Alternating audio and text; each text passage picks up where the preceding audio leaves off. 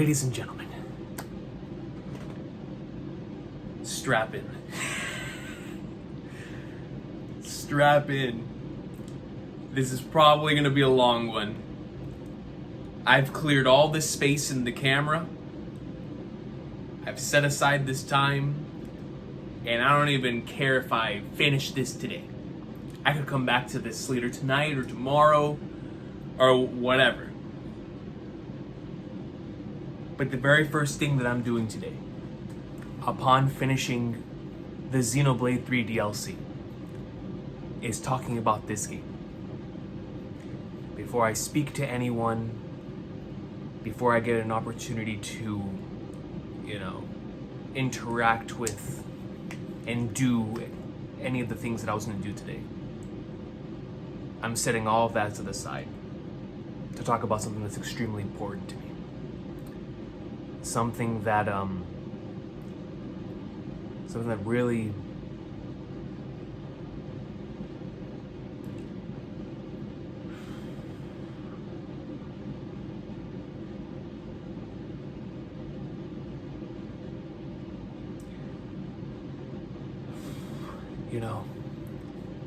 last night when I finished the game, the DLC,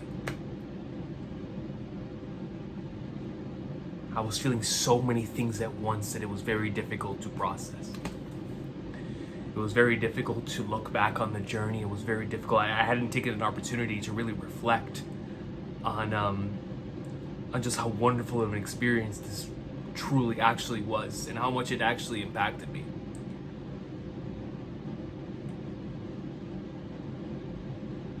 Until while eating breakfast this morning, I turned on the Xenoblade 3 OST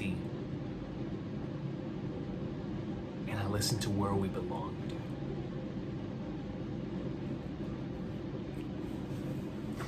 Y'all, if you're here for a rating, go raw fire, peak fiction. If you're not a fan of the words, you know what to do.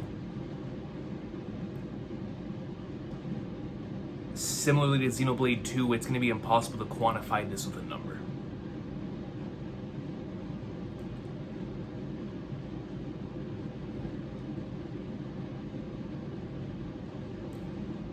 Before we get started, I just once again want to give a massive thank you to everyone in the community, and especially individuals who've been pushing me in the direction to play this wonderful franchise for so many years.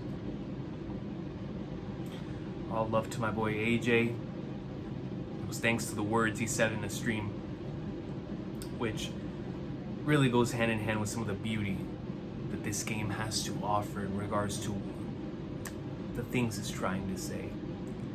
Because there is a reality and another possibility where I don't follow that initial desire off of what AJ said, and I just keep strolling along. And I can't imagine how I would be right now had I not taken that step.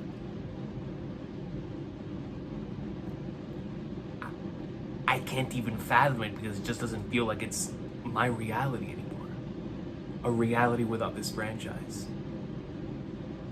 And so all love to my boy AJ, man. Twitch.tv/Alexander, my guy, my boy, my good brother.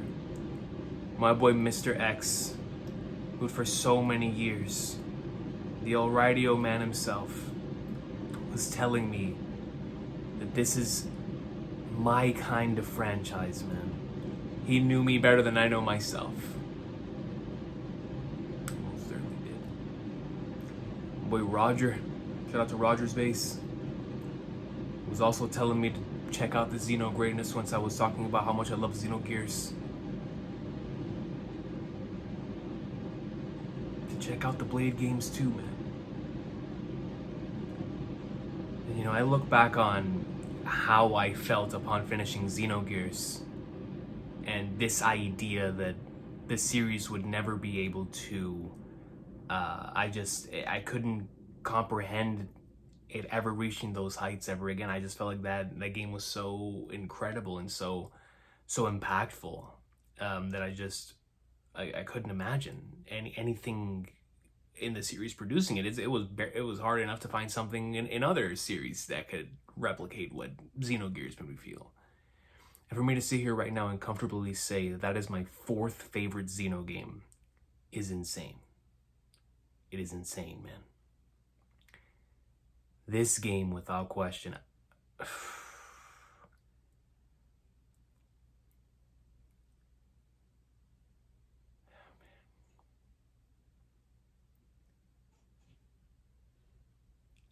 I honestly can't believe Xenoblade 2 and Xenoblade 3 dropped back to back, like in reality. Even though I didn't play them back to back. I can't believe that two of the greatest things, two of the most impactful things that I've ever experienced were created by the same group of individuals back to back.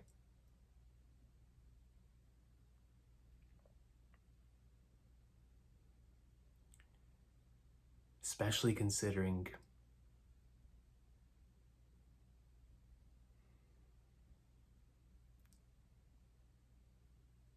before all this started, the reason why I held off on playing Xenoblade 3, because y'all know that coming off of Xenoblade 2, the thing I wanted to do most was play this. But there were two things that stopped me. Number one, I was recommended by quite a few individuals to go back and finish the Xenosaga trilogy, which I'm so grateful for the fact that I did. It ended up making the experience far, far more insane. Having that context, both in the base game and in the DLC, for sure. Man. But the second thing is that there was something that I've been working towards the entire summer. Trying to get one of my novels published, which I've been trying to do for such a very, very long time. But I really felt like this year was the one, man. And so when that didn't pan out, what I wanted to have was a safety net on that day, right? Like I saved Xenoblade 3 for that day so that either I would have something to celebrate with, or I would have something that would catch my fall.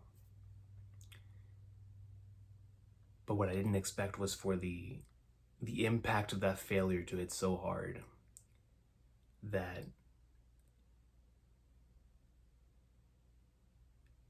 I still fell to the ground anyway. But when I bounced back up, Xenoblade 3 was there to help me back to my feet. You can't quantify personal impact, as I've said multiple times throughout these spoiler casts. It's one of the main reasons why Xenoblade 2 meant as much as it did to me. And how this one's right there with it. And same thing with, honestly, Xenosaga 3 as well.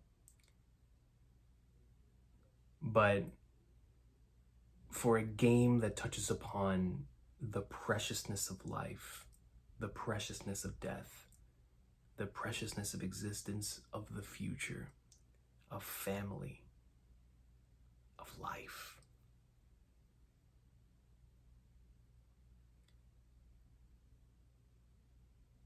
it was so unbelievably powerful that I'm never going to be able to do it justice. The same way I believe I could never do justice to the second game. I don't think I could ever do this one justice either. And so there's bound to be a lot of stuff that I'm going to miss out. Definitely clarify some things, as y'all have been doing over on the Twitter side of things. Because what I'm going to give y'all right now is all I've got inside. And there's a lot I got inside, man. There's a lot I've got to say.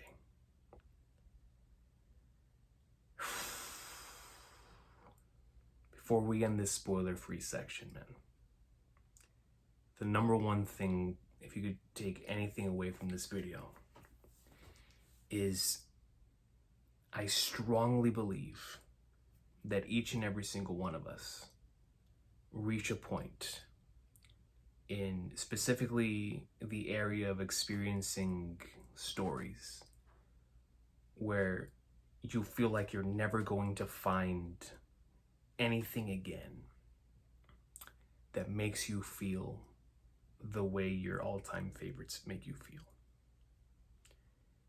And so you keep adventuring, you keep journeying, you keep looking. I promise you, if you just keep looking, you will find that thing again, man. Because what I found with this entire Xeno experience is that story still got it. And when these things hit, the way that this one hit, on top of just being incredibly fun to play, this game, similar to Blade 2, would be high on my favorites list, even without its incredible story. It's the incredible story that is going to allow it to have a long-lasting impact, and the reason why I'm here today, talking about this, right? And the characters, and in the moments, and the themes. But even without all of that, the games are just so incredibly fun to play. So incredibly fun just to lose yourself in the world and exploration, especially in this game, where it would have ended up being a top 50 game just based off of the game itself. Just like with the second one. And when you bring both of those two things together, what you have a recipe for is all-time favorites.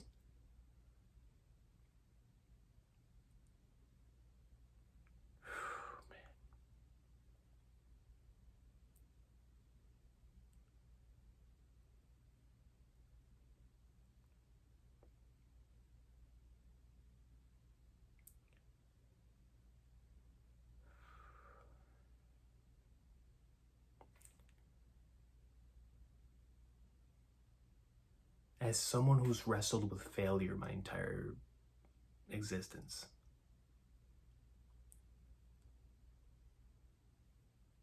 I've always thought, if I were to be gone today, whether that be death or retirement,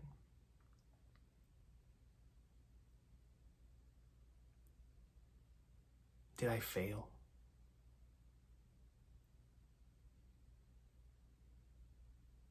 What more could I have done? What sort of things am I leaving behind?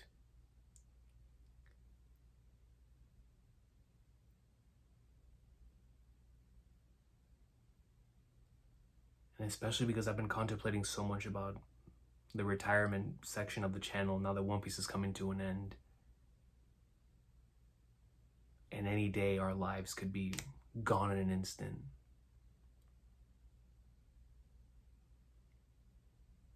Failure's always been such a touchy subject for me. Because I believe each and every single one of us have to fail in order to succeed. And we're going to have much more failures than we have successes. But it doesn't mean that that failure is not going to hurt. When you fail as much as I do, in literally every single aspect of my existence, it's a massive weight, man. But what I love so much about this game is that it touches upon the preciousness of failure,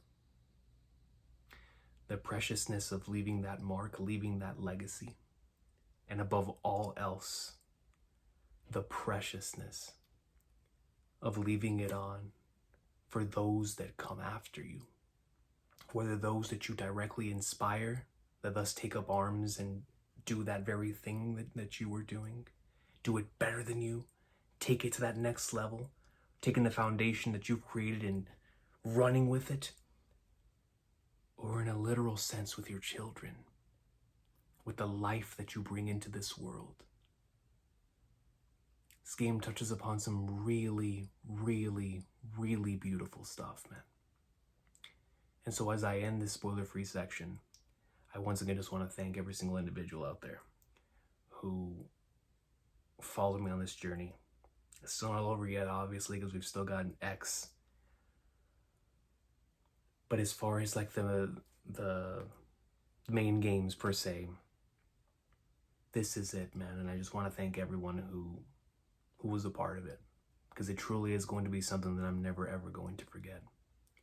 And all of the people I've met and all of the things that have impacted the soul are going to stick with me for a very, very long time. And I can't wait. I can't wait to get back to the page and start the creation once more of something that has limitless possibilities, of things that are going to take it their own shape based off of what I've been impacted by here. Because it's thanks to creators like those at Monolith Soft and Tetsuya Takahashi and Sawyer Saga and the individuals here, that other individuals like myself decided I want to create something too. The same way One Piece made me want to create something, and I ended up making both the channel and starting my novel writing journey. It's the same way stuff like Xenoblade 2 and Xenoblade 3 truly make me want to create and leave something behind as well, for the generations that come after me. And so thank you so much for everyone. This is a spoiler-free section. It's spoiler time. In 3, 2, 1. Let's start off with the base game, even though my mind is filled with so much of the DLC, but I also want to talk about the base game, man. And let me talk about the characters flipping first, bro. Shout out to Big Noah.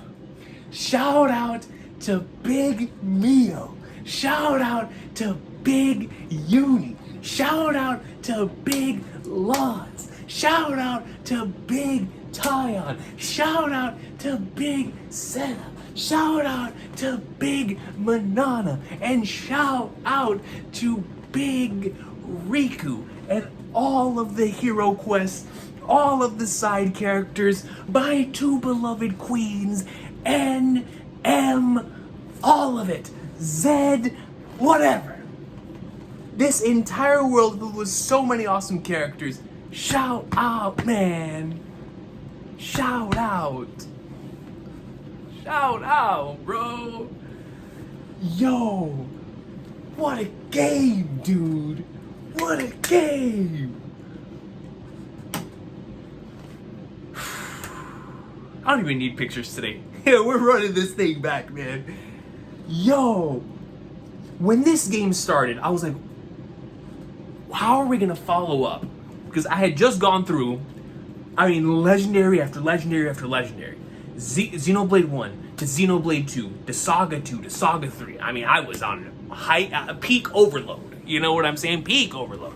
So it's like, what in the world are we gonna get to with Xenoblade Chronicles 3? And you start off mid-war. Actually, before the war stuff, you start off in the always in classic Xenoblade fashion. At some point, it's going to be recontextualized by the end, right? And so you start off with this clock. It stops. Who we came to know as Noah looks up, and the boom and the explosion. It's like flipping flagnards. We cut over to the present.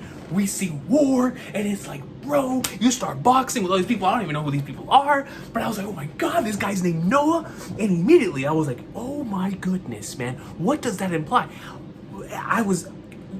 That was such an insane way to start a Xeno game for me, because this is Xeno.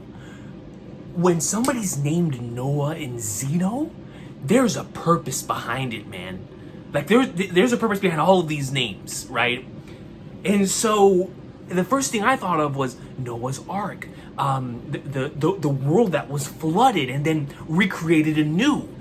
And after the end of the game, Noah being named Noah, and especially after the DLC and literally being called the Ark, all of that made so much sense to me about leading the generations into the next, into the future, right? Into the past the reset, right? Because in biblical terms, Noah was the one who obviously took all the animals in the world, 2 of each species, right?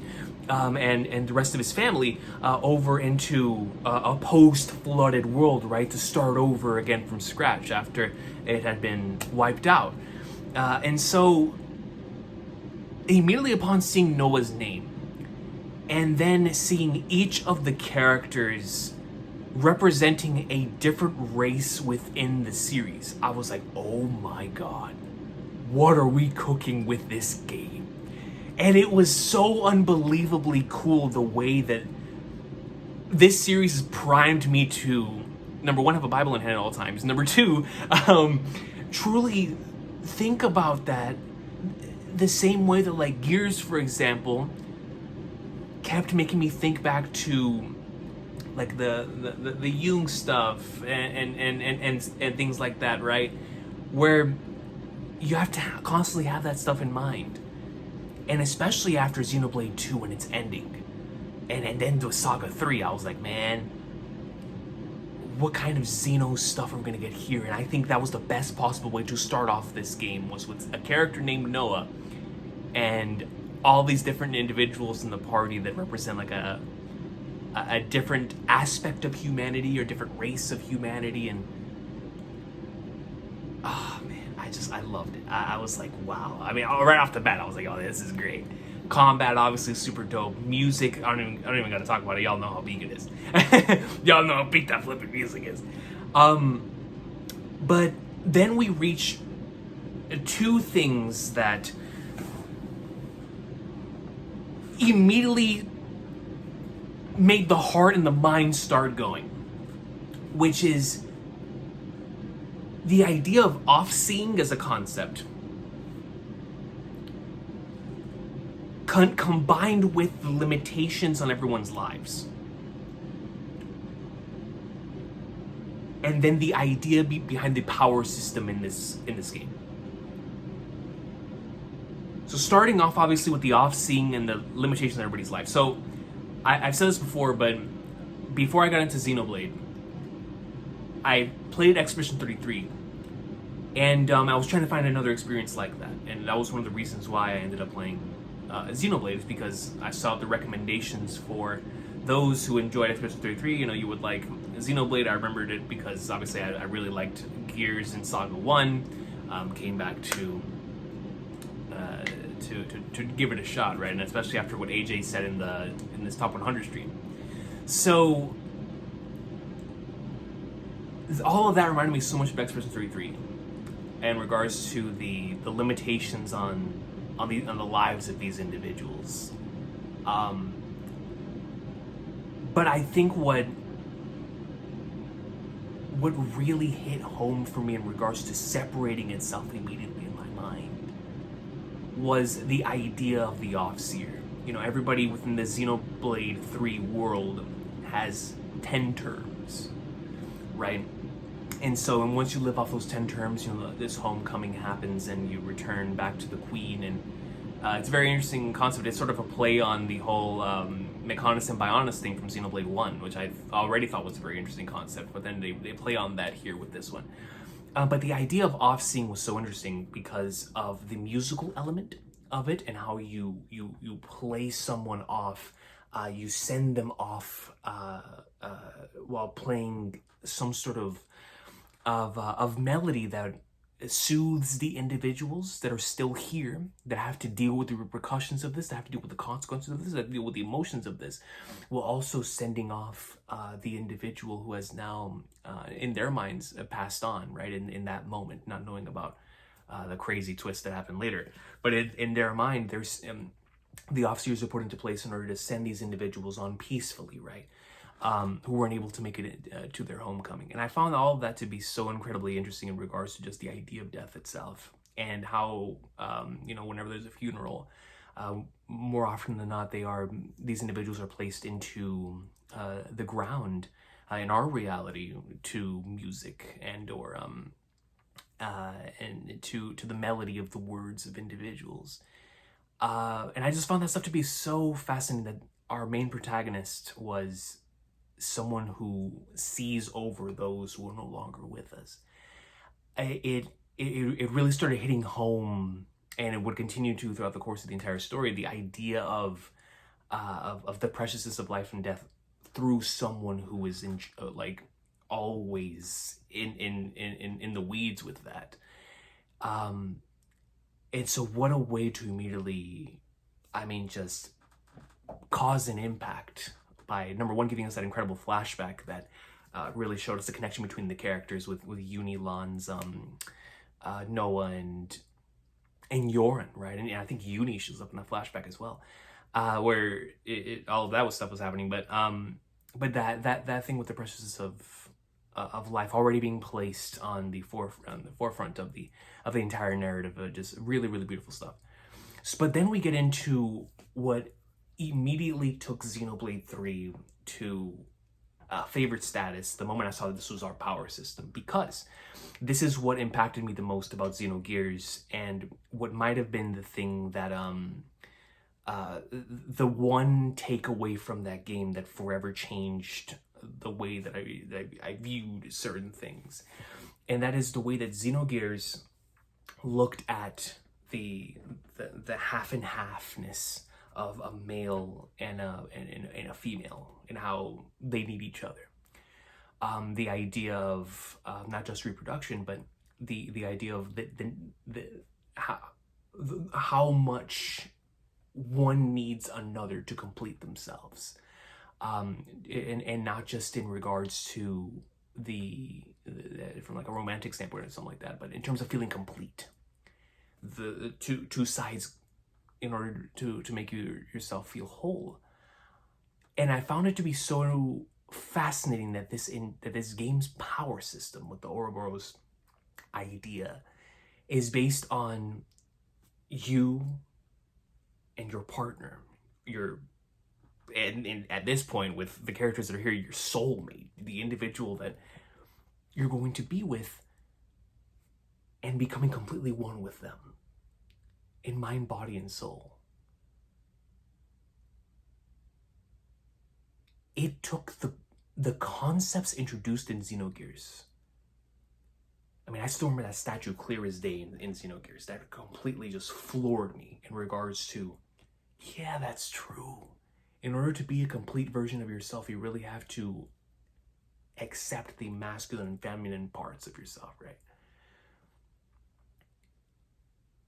But this game takes all of what I just said and makes it its power system and puts Gundams on it.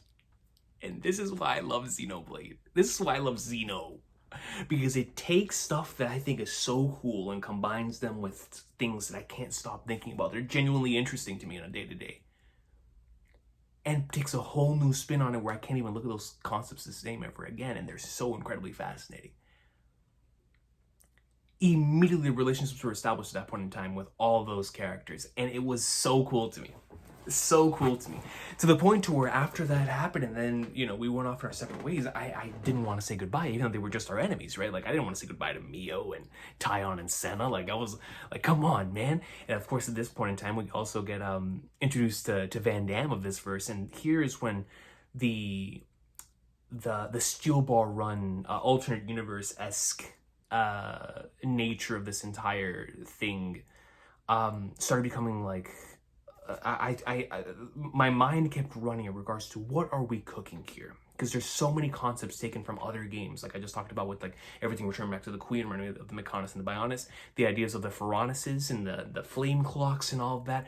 So many of those things, I feel like they came from other parts of the series, right? Then you have the characters, right? Like obviously Uni's a high Entia, and so I kept thinking back to all the other things that the series has produced. But once I saw Van Damme, I was like, ooh, what are we cooking here? Like, what are we cooking here in regards to this being an alternate universe, or somewhere really far into the future, or what is going on? Why are things the way they are, right? And so all of that was at the forefront of my mind, and I couldn't stop thinking about it, especially, like I said, the power system being as cool as it is, with everyone needing each other in order to feel complete. Especially, you know, really, it was so interesting about those transformation sequences into the Gundams, into the Ouroboros stuff, is they seeped into the deepest parts of themselves that they never wanted anyone else to see, and they had no choice in the matter. And I found that to be so incredibly interesting, because most of the time, whenever you get into whether it be a relationship or even if you've known someone for a very long time, you would never be able to see stuff like that, because there's things that we all keep inside and we take them to the grave. You know what I'm saying? But in this particular thing, you have to see the memories of the other person. You have to see what the other person feels about a lot of this stuff. And so they can't hide that stuff from you. It's two individuals, like at the end of Xenogears, that are completely in the nude and cannot hide anything. And I was just like, that is such an interesting way of going about a transformation sequence. And it's mind-blowing. It's just really fascinating and super cool. So I was like, man. So we go from there. And then I remember everything following that just being filled with, I mean, hours and hours of extremely fun exploration. I had so much fun exploring the world from this point forward. Around here, the first Mobius that we run into, that reminded me so much of Graph from Xenogears, which I thought was so cool. But getting back into the exploration part, this is when I really got hooked on, I can't stop playing the game from the game. Right, I just could not stop exploring the world, especially when it kept rewarding me for exploring it. Like, I would go into a thing, an exclamation point would take me into a quest, similar to Xenoblade 2, when a Blade quest would pop. Here is the hero quests. And the hero quests in this game are all awesome, man. Every single last one of them that I did, and I think I did all of them. If not, I might be missing one or two, and I'm looking forward to going back and finishing those, especially the hero ascension quests. I definitely have not done, all of the hero ascension quests. I only did like the two at the very end with the legends. But this is whenever we go into that mode of like, oh man, I'm having an absolute blast, right? Just going and exploring the world.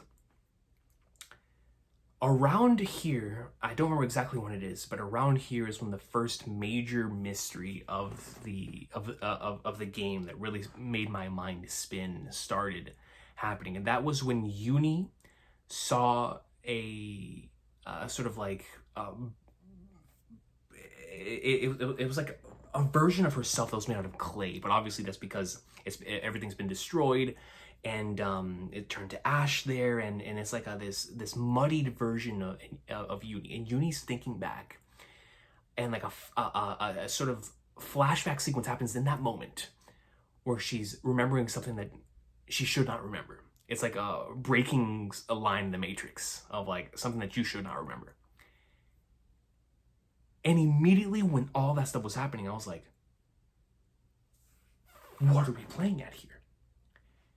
Because obviously, similar to the completeness angle, this also made me think of Xenogears, with the idea of, Faye and Ellie that continuously are destined and fated to meet each other time and time and time and time again, no matter which iteration of themselves it is.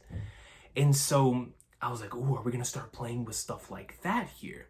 Right? So whenever Uni has this moment, my mind was, number one, blown. But number two, because of what's already been established throughout the course of the series up until this point, I was so excited to see if that was the direction that we're going to be heading in. Like, characters who their lives just keep resetting and resetting and resetting and resetting and resetting, but not remembering anything that happened in the past. And then those little moments right there is what breaks the Matrix, quote unquote. I was like, oh, that's so interesting, man. So that was the first moment where I was like, holy sweet mother of Flagnard, this is nuts. This is crazy. So that Uni moment really stuck with me throughout the course of the entire game. And I mean, I was shook, especially as we got into the city stuff. So we got that moment. Some stuff here with Taion was exceptional. I loved Taion in this entire part of the story. I believe that was chapter 3. That was like really Taion heavy. Just loved Taion in that section of the game, man. I mean, I loved him the entire game, but here it was just star of the show. Just exceptional stuff, man. And the interaction between all of the characters was great. Around this point as well is whenever we get to have our first meeting with Mobius J. which is obviously Euron, man. And this was huge, dude, where coming off of Xenosaga that played around with, you know, characters meeting with those that should be dead. That was my first inclination of, oh, I'm so glad I played Xenosaga before this, because then I was ready. I was ready and prepared for the emotional payoff that would come from a lot of this stuff, right? And that most certainly was the case with this whole Euron plot line. But when I saw Euron, it number one, I couldn't stop thinking about what Mobius and consoles are, and that kept going until we got the reveals, right? But I couldn't stop thinking about it. And the more that we kept cutting back, like I remember back when the Ouroboros stuff first started happening, we cut over to who would later become N, which shout out to that immediately first shot reminded me of Id back in Xenogears. Very, very intentional, obviously very intentional. But it reminded me so much of that, and then you kept cutting over to the theater room where Z and the rest of the Mobius are. All that stuff was so cool to me. Like, villainous organizations are so cool to me. But I couldn't stop thinking about the fact these dudes are watching Xenoblade. You know what I'm saying? My boy Zed is me. He's playing the game.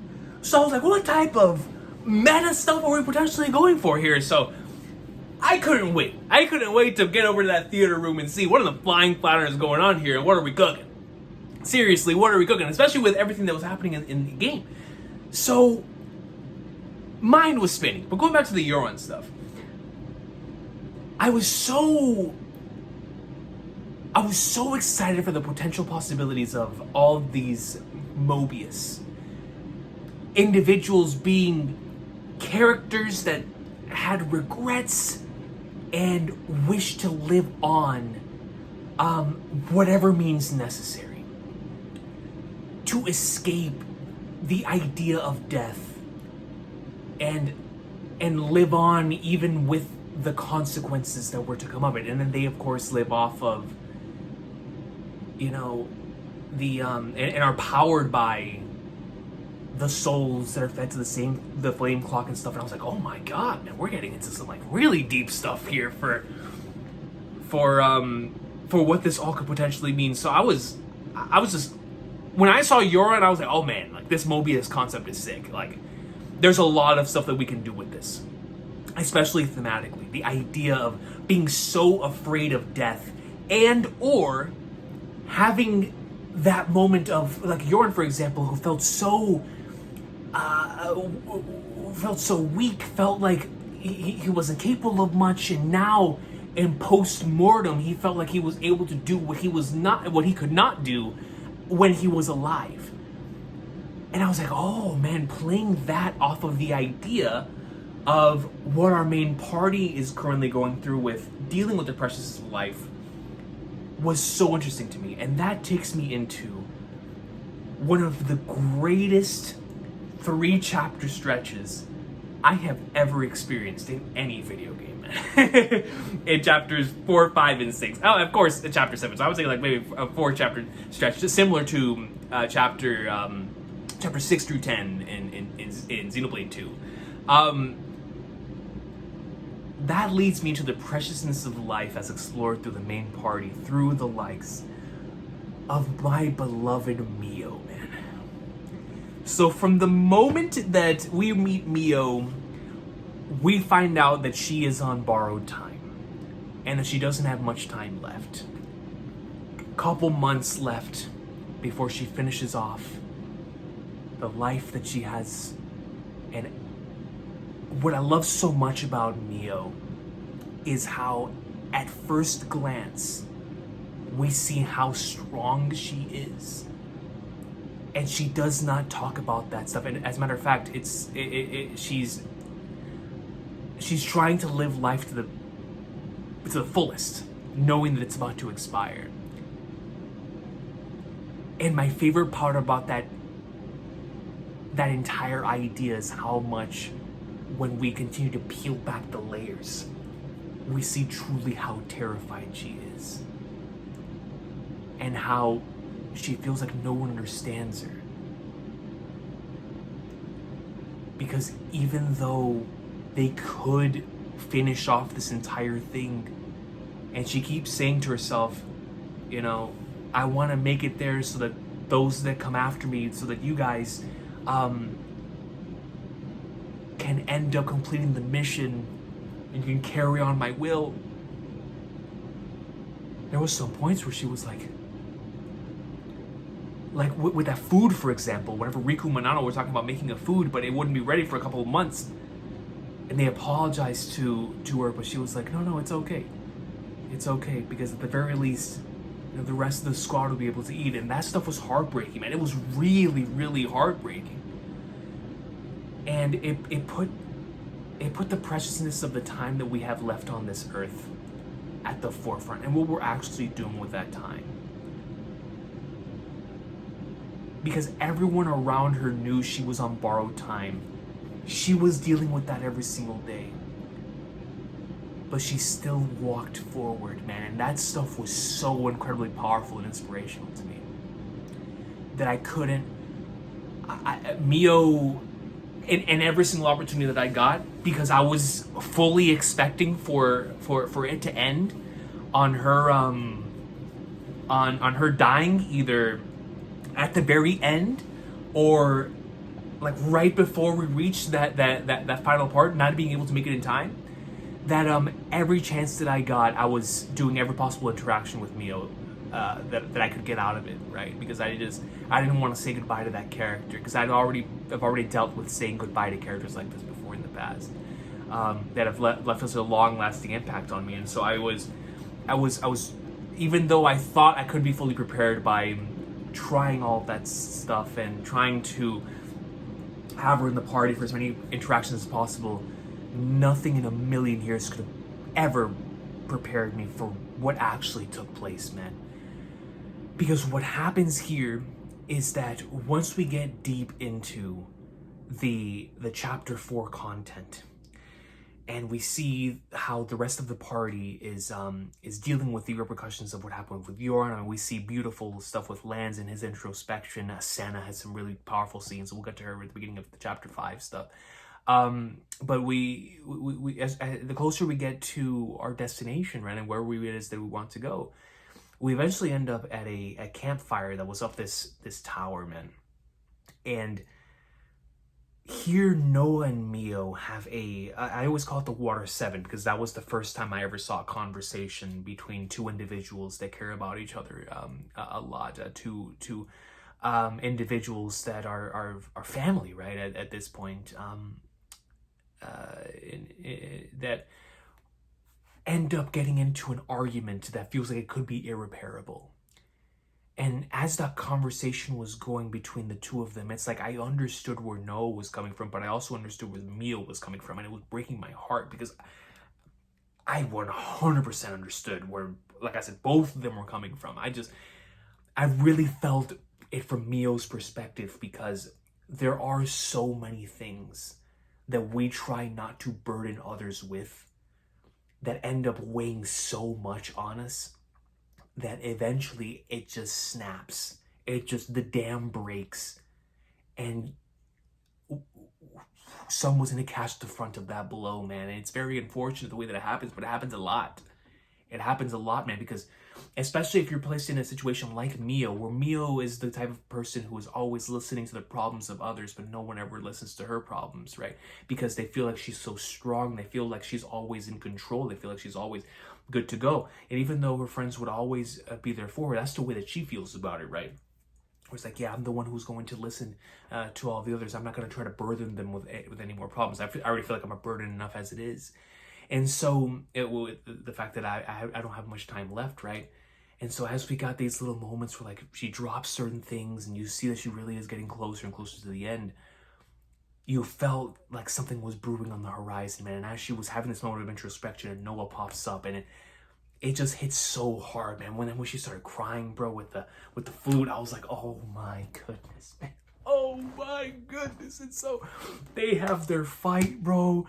We cut over, and then we get handed to one of the most beautiful scenes, man, in the game. This game has a lot of those, one of the most beautiful scenes, but it's definitely up there, where they have a heart-to-heart after that conversation, and they exchanged flutes. That flute exchange scene, absolute peak, man. I mean, and then the way the sun is in the background rising up, I mean, it's representing the dawn of a new day, the dawn of a new future, because they were able to reconcile. And I love that scene so much. And this is really when like, I was already knowing Mio all the way in regards to how much I love them as a pairing. I mean, that was my favorite part of the game, right? Was their dynamic and how they played off of each other, and all the little hints and pieces that we got towards their relationship. But that moment was just like, nah, I'm here, man. Like, this is family right here. I love these characters. And so we leave that incredibly beautiful scene, and then the insanity starts happening, man. I mean, bro. Yo, man.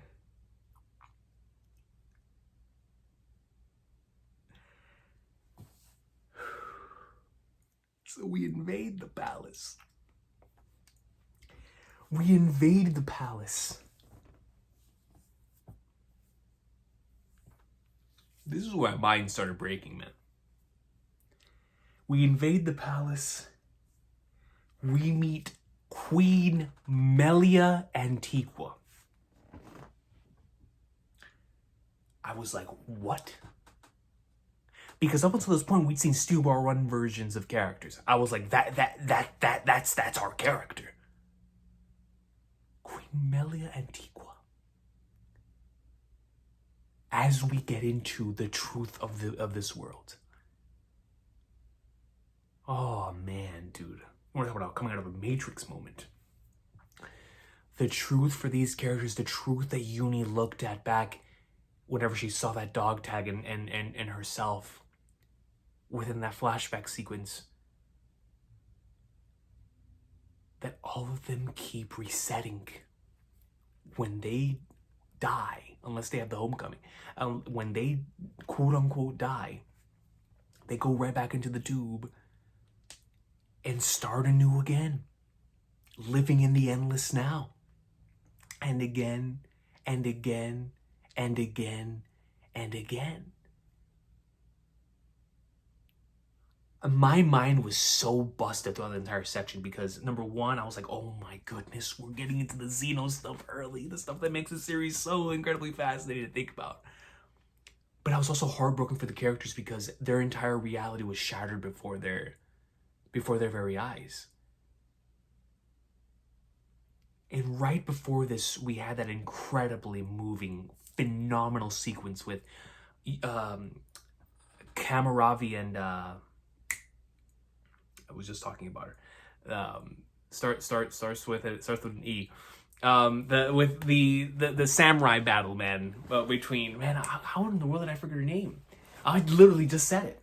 That's how you know my mind is chattering here, flipping flag doors. Y'all know what I'm talking about, man. With the legendary battle between the two, it made me think so much of Xenogears. I'm sorry, of Xenosaga, with the one's purpose in life being fulfilled, right, and going out knowing that your purpose has been fulfilled.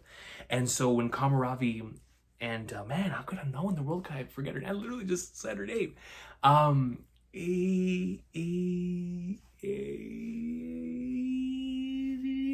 Y'all know who it is, man. Y'all know who it is. Whenever they have that moment where they have their final moments together in battle and they go out on their own terms, it's so incredibly beautiful, moving, touching, and just extremely powerful as well, because they both felt at their most free in that moment. And I couldn't stop thinking about the final words that were said there between the two characters, especially to the party, and how Noah and Mio were trying to come to terms with that, especially Mio, because I kept thinking back to how her final moments could potentially go, and so it was really, really an extremely touching moment there for not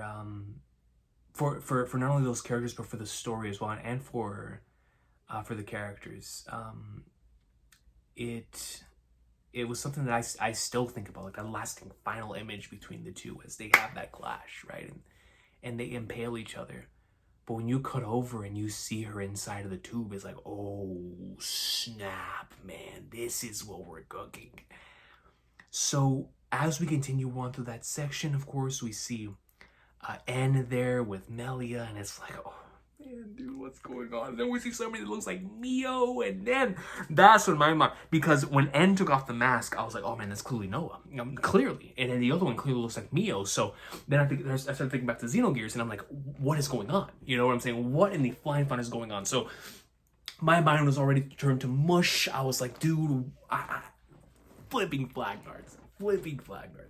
So we leave that section. We get rescued by the individuals from the city. We go over to the city. Oh, man, dude. Shout out to the Van Damme bloodline. Because we get to meet some legends there. Shout out to Monica, man, and the squad. But here in this city, things forever changed for me and my relationship with this game and my relationship with this franchise. A franchise that was already so incredibly beautiful to me became even more beautiful, man. Because what we get here is the closest thing to our reality, our world. A civilization that actually ages past their term. And not only that, a civilization that has individuals that can reproduce. Children that grow up with parents. Things that we all take for granted because it's a part of our everyday lives, like the clouds and the sky being blue. The water that we drink. We're such massive revelations to these characters.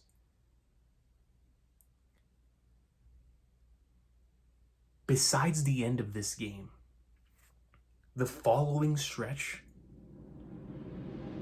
that and the end of this game was like the emotions, bro. The emotions.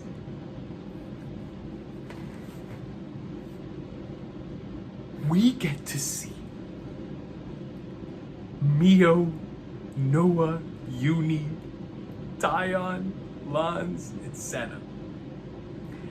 Coming off of a Senna flashback, we're seeing her insecurities about wanting to not only be acknowledged, but also wanting to push those to the side, realizing that those are not the types of feelings she should be having right now in regards to jealousy and those insecurities that are just taking away from her focus, right, of just wanting to not only be a good person, a good friend, but also to want to get stronger, right? And these insecurities were impacting her goals. They were impacting what she wanted to do. And because she loves Mio, right? And especially with Mio about to be on death's door, she was like, yo, I don't want to feel this way, but she was. And she couldn't hide those feelings. And I love those interactions between her and Lance whenever they were able to really have those heart-to-hearts. I mean, a lot of those heart-to-hearts, no pun intended, from Xenoblade 1, were really beautiful, man. Really, really beautiful. But what we get here is a moment when they enter the maternity ward. And already I was like, oh man, dude, because this is not their world. They don't know about this. So when the baby started crying, I started crying. Because you enter the maternity ward. And the characters are like, can we go in? What's going on? And there you see a mother with a child and the dad. And so they go in, they're moving slowly, like, what is that creature? They couldn't comprehend it. They're like, oh, get closer. Bro, when Mio touched the baby, and then Riku or Manana was like, oh, he's so teensy weensy, but adorable. Oh my god, bro, my heart. And then when the baby reached out and touched Mio's finger, and at that moment, they all understood the preciousness of the lives that we've been given. In that moment, as a viewer, was at the end of Xenoblade 2, and in this moment, I was so grateful to be a human being, man. I mean, so grateful, bro, because I was like, yo, the people in this world, they don't have that luxury, man. They broke free from the cycle, dude. And they were able to see the way things should be, the way our reality is. And our reality to them is a fantasy, bro, because Mio's about to die. And so I was like, oh, man, dude. I mean, it made me so emotional, dog. And that's those scenes when Tyon was like getting super excited and happy. I mean, because you know he's a very reserved individual, but even he couldn't hide the fact that, oh my, like, yo, this it's a baby, and Senna and everything, like, oh man. But bro, when Noah and Mio both are together looking at each other as, oh my god, man, I was like, yo, this, bro, that jump had me like weep. I was so emotional, dude. Like that part hit me so hard because, you know, when there's like a death sequence happening, at least for me, it's always very difficult because I'm trying to deal with the emotions in real time. Like, I'm grieving in real time, so it's difficult. But with a moment like this, it's like immediate. It's like, oh my god, man. Like, this is really, really, really, really striking the soul. And it's hitting me on a personal level, bro. Like, really, really hitting me on a personal level. So you leave that, and it just continues. Where they go outside, and Monica, and there's like a little back-to-back sequence where it shows little kids playing, and then it shows like a potential like teenage couple that were together. They were talking and showing like the nerves they had with each other. And then it showed like an elderly couple, or no, it showed like a mom and dad, and then it showed an elderly couple, and like showing the stage and process of humanity. You grow up as kids, you get together, you have kids, and you grow old together. And Monica's talking about how this is the way that things should be, and oh my, bro. And then the Noah and Mio scenes where they like look at each other, and then Monica's like, oh no, trust me, y'all already have it figured out. Y'all already feel this way about each other. This is a brand new concept. Y'all. I was like, this is incredible. The idea of falling in love, being so precious to these people, is so flipping beautiful to me, man. It's beautiful. It's beautiful, bro. It is beautiful, man. And in a game that's about the preciousness of life and death, nothing could have been better than starting off this section that was going to get really, really into the concept of death, then celebrating the beauty of life, man. In a game that's all about the Ouroboros and starting where you end and ending where you begin. This session could not have had a better start than starting with a baby being born and the characters being able to experience and witness that, man. Oh, I mean, peak is the peak fiction, bro. Peak is the peak fiction.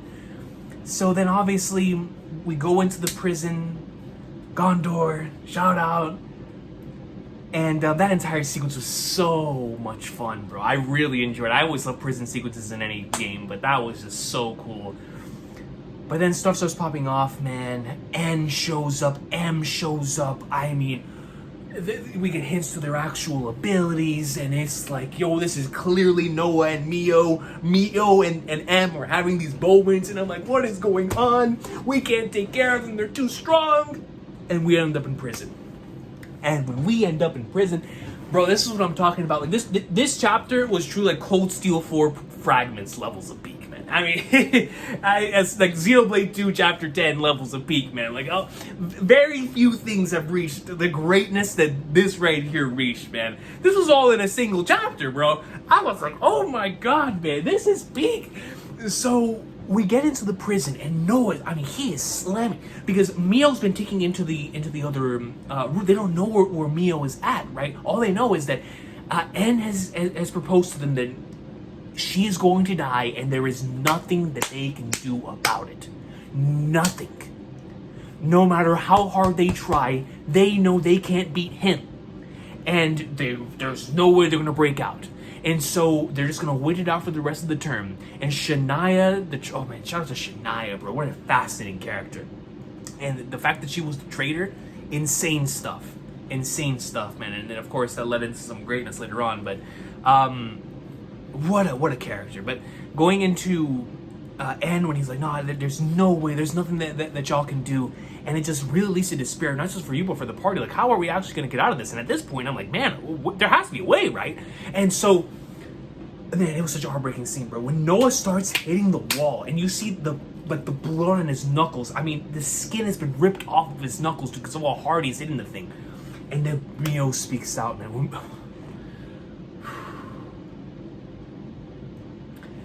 Mio speaks out, bro. And obviously, at this point, I still think it's our Mio. And in retrospect and context, it's even more tragic because it's the other one. Especially with DLC context. Oh my god, bro. I mean, I can't even imagine going back through that sequence again. It hit extremely hard the first time. Oh my god. Oh my goodness, man. And Mia was like, no, it'll be all right. And she's trying to comfort the party while she herself is going through so many of these emotions. And then you get this unbelievable sequence where the song, I'm trying to remember what it's called. It's like A Step Away, I believe it's called, starts playing. And we get this sequence where the clock just keeps running and moving. The party is in despair. They don't know what to do. It keeps cutting back to Mio, keeps cutting back to the party. Eventually we come back and Noah starts making promises about Noah and the rest of the party start talking to Mio because Mio, tomorrow's the day, man. And it's like, what are we gonna do, bro? I'm sitting here thinking like there has to be a way for us to save her, bro. She can't die like this. So the music is playing, and one of the best cutscenes in the entire series happens, man, where it's just the party's like, yo, Mio, we promise that we will make everything right. The future, we will make everything right, yo. And every character from Santa to Yuri to Laz, all of them have that moment with Mio. But when it got to Noah, man, my Noah.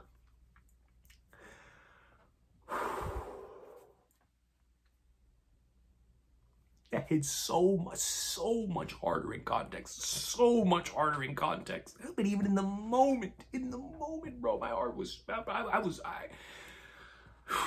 I felt like I was watching Marineford again, man. I mean, my goodness, dude.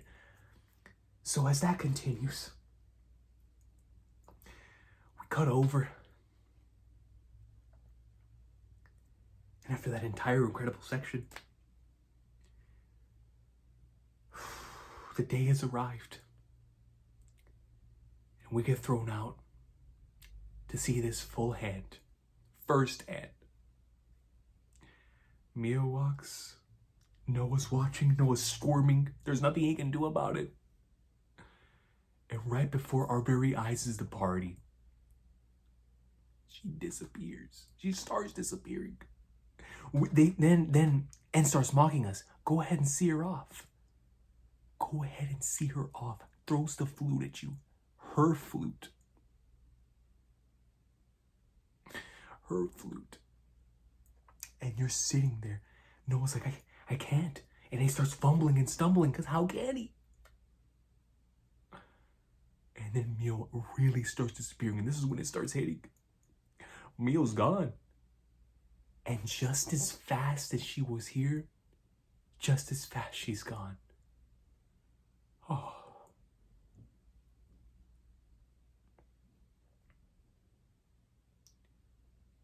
Reminded me of a certain section in a certain Final Fantasy where it felt like it happened like that.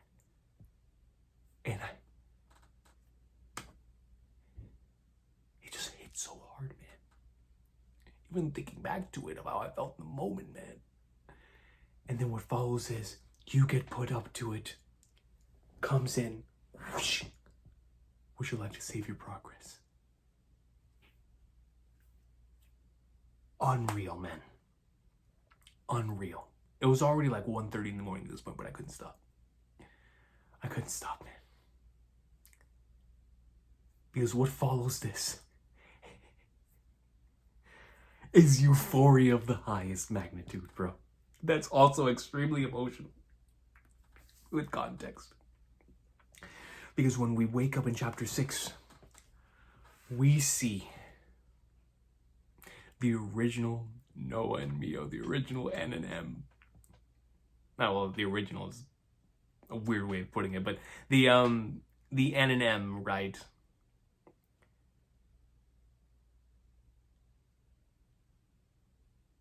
Seeing how they gave birth in that very same maternity ward. And how no matter how many times they tried, it always ended in tragedy. Again and again and again. And N being so tired of losing her, threw it all away. Threw everything away. And it's like, yo, in that moment, I really couldn't even blame her, because I thought back to Noah and how bad Noah wanted to save, how bad I wanted to save Mio. And like, what would you do to save the one you love?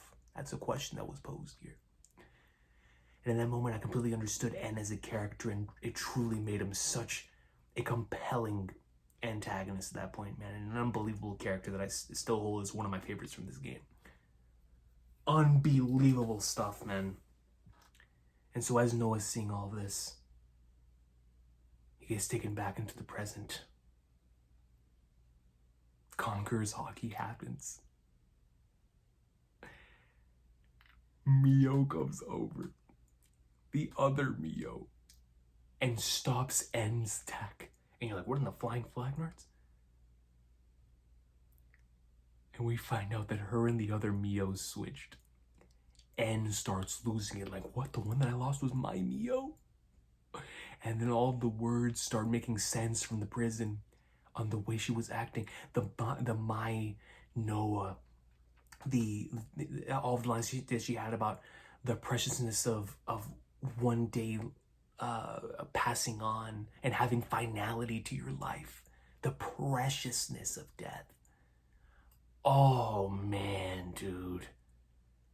And when Mio, our Mio, walks up to you and says, yo, will you still walk alongside me? Bro, the sense of euphoria I had in that moment, man, it can't be replicated. It cannot be replicated, bro. I was on cloud like 510, bro. Oh, man, it was so peak. It was so unbelievably peak, man. Wow.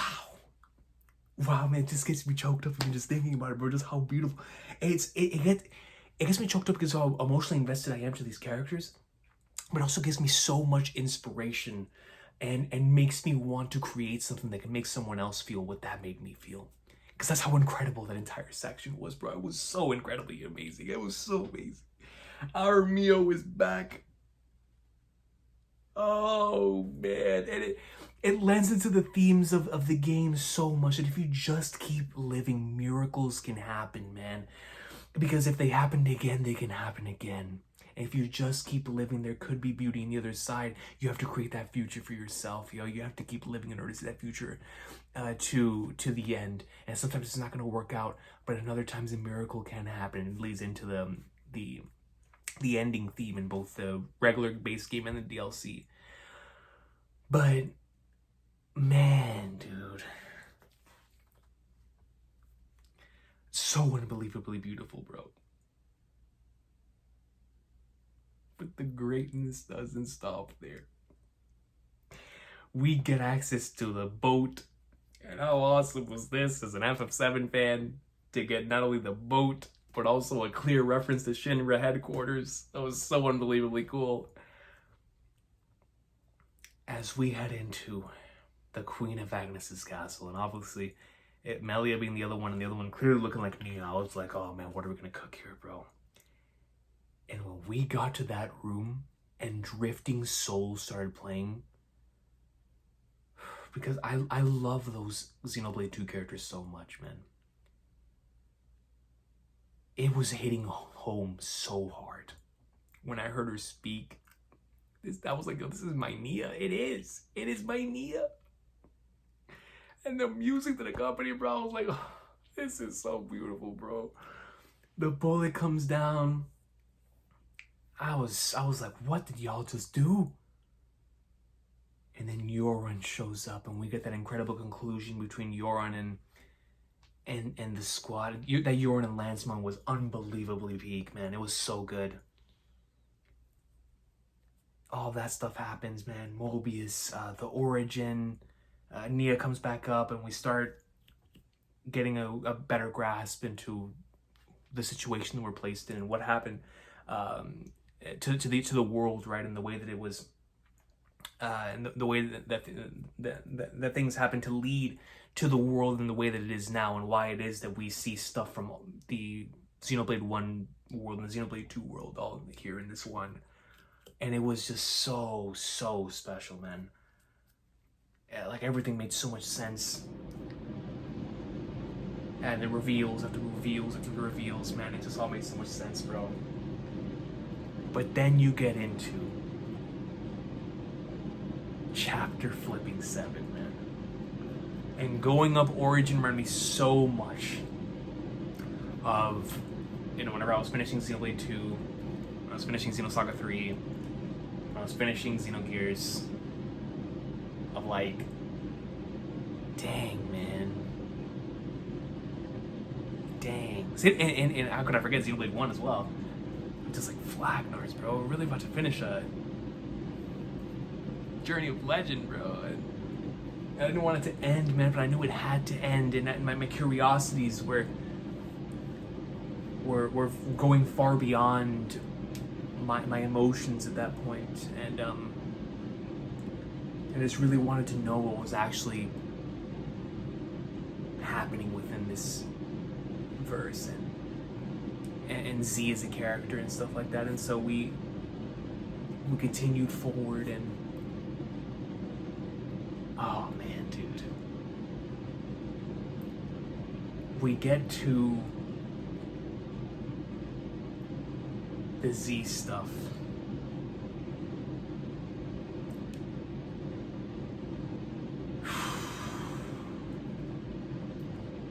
And it reminded me so much of the end of Xenogears with Deus. And even the end of Xenoblade 1 as well, with how all of that, it felt like the end of all of those, and Uru as a concept from Xenosaga, all put together into Z, which is obviously like an amalgamation of a bunch of different, sort of similar to like what Tartarus is in Persona 3, or even like the flipping train station thingy from Persona 5, just a bunch of the thoughts and regrets and things like that of the common populace all creating an entity, which I thought was so fascinating. But every time Z kept talking about the endless now and staying in the presence, being immortal, and the whole game, and especially the squad and Noah continuously talking about the preciousness of the future, the preciousness of wanting to, even though we don't know what's on the other side, we want a world that's better for us. I just found all that stuff to be really moving. Really, really moving. Because how often are we stuck in a trap, especially when death feels like a true possibility, man? You're really thinking about it. Of like, man, dude, one day, I don't know what's on the other side, bro. I mean, obviously, regardless of whether you believe in the afterlife or not, or whatever, there's one day it's gonna happen. And like, how do you deal with that? How do you deal with those emotions? How do you deal with coming to terms with that? And we see the two different answers, right? We see a Z, which is the idea of wanting to live eternally, and the thoughts of the common populace all creating that, to where they can live in the endless now and never have to worry about death.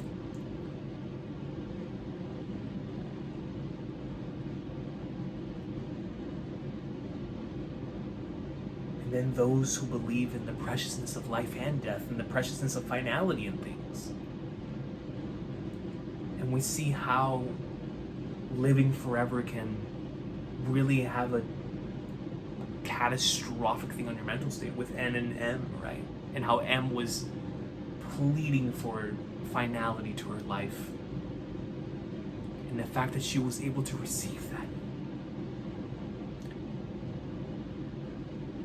But as we continued into Origin and all the Z stuff started happening, and the way that Noah and them kept going back, like, yeah, even though this world will cease to be and the worlds will disconnect, we still believe in a future that can be created. And when you're sitting here hitting the dude, you're understanding this means I'm gonna have to say goodbye to the characters. So I don't want to do it, but I have to do it because I have to do it for what comes next, for the betterment of the future, even if I don't know what's on the other side. And when I was talking about earlier about failure and not knowing whether or not, you know, what I do on a specific day is going to end up being a failure or a success, but you still end up doing it anyway because you understand that there is a potential reality out there where a miracle can happen. That's what Noah and Mio and the squad believe in that reality, even though it seems impossible. They believe in that future where they all can be happy together. And man, bro, coming off of that, as a matter of fact, I gotta listen to that song again. Let me put the song on while I talk about this entire ending, bro. Because my God, man, it's just right here, bro. Look at this. I still had the tab up from earlier, dude. Listen, man. Oh, let me turn this up. After we finish Origin,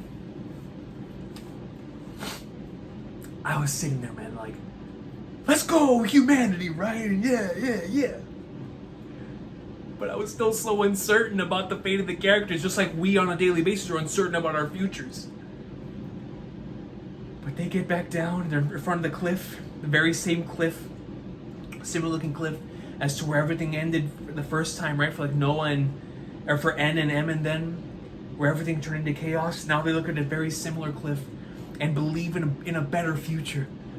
And so we get an unbelievably beautiful section where the characters are all together. The music is swelling. Oh my God, bro. As they're saying goodbye to each other. Union flipping Tyon, Lance and Senna.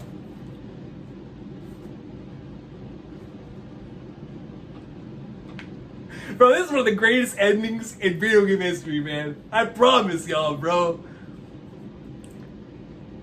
Noah and Mio believing in the betterment of the future and that they will see each other again.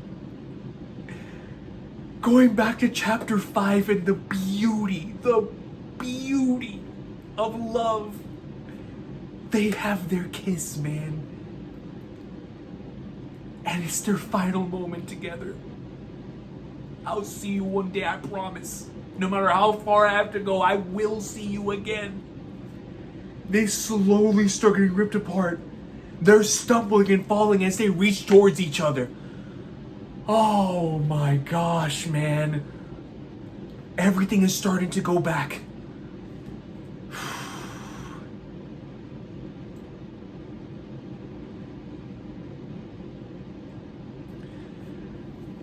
The preciousness of encounters, the preciousness of life.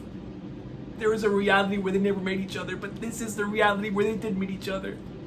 All of those characters. And it keeps splitting and splitting and splitting. We go over to Melia. Melia looks at the Monado. And she's thinking back to all the times that she had with the original Xenoblade 1 squad. It's like, yo, this is the future that we all bet on.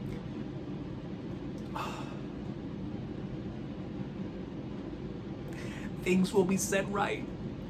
The things that we set into motion, they will be the ones that take it into the future.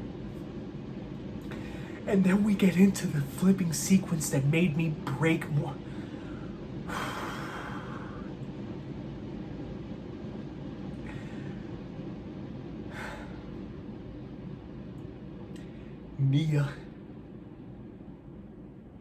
Nia's walking.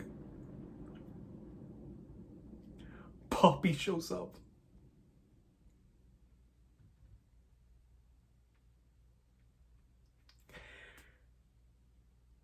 she looks down at the photo.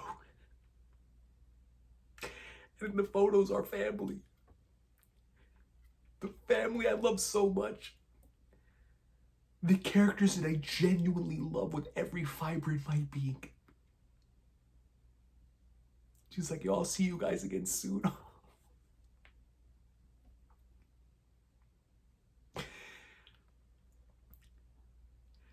Rex.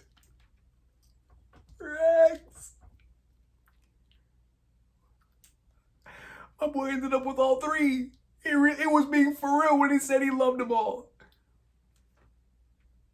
And what made that entire thing so hard was the idea of the preciousness of life. Once again, in that baby sequence of the maternity ward, the future was born in that moment for Rex and Pyra and Mithra and Nia. Especially with the context of Mio potentially being Nia's daughter.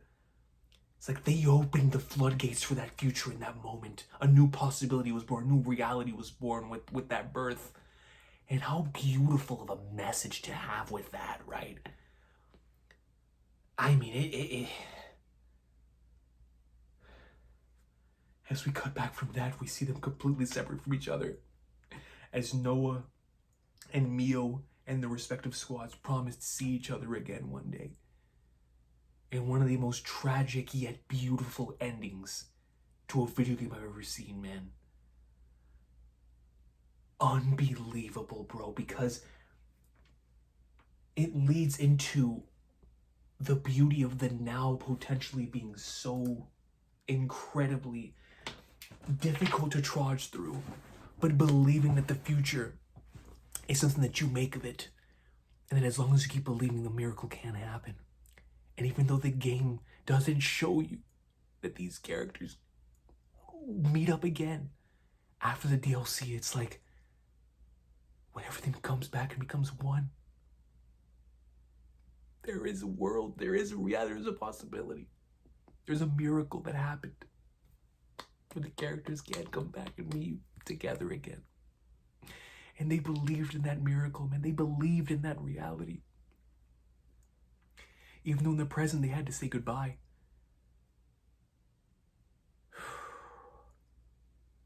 It was so beautiful, man. So beautiful, dude.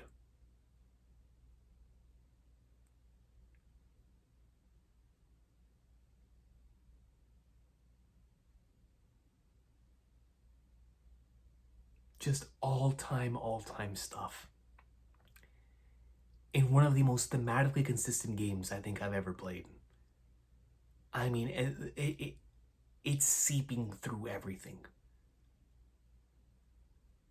Unreal, man.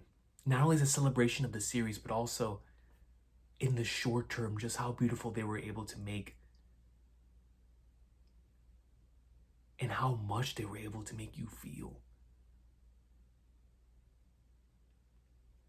What a special experience. Even if we would have never gotten the DLC, this still would have been an all-time favorite of mine. But we did get the DLC. And that solidified it, just like Torna. I mean, even without Torna, Xenoblade 2 is still going to be a top 3 game all time for me. But even with the DLC, it's like, forget it. You know, it's without question. But it was the same thing here with this one, man. I was like, there's no doubt this is on my favorites list. But then we get into the DLC. Without further ado, it is time to talk about this DLC. I held off on recording the Xenoblade Chronicles 3 base story Spoilercast because I was told that the DLC is so incredibly essential to the story that I should experience it all, right? And so I thought about it, and the night after, or the day after I finished Xenoblade 3, I was like, you know what? We'll do it.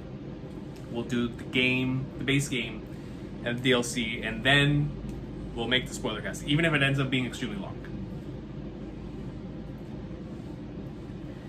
I was prepared for greatness, man, because Torna was so unbelievably special. And like I said, even though the base game of Xenoblade 2 already made it an all-time favorite, the DLC just added on to the fact of how special that entire world of characters is. And it was so special. I love Torna. But son, Future Redeemed? Future Redeemed? Bro!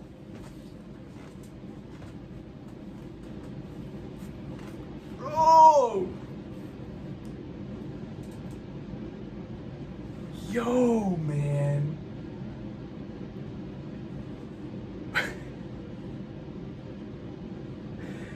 This DLC was so crazy that I was told to react to the opening, the introductory sequence, and I ended up recording my entire journey through this game.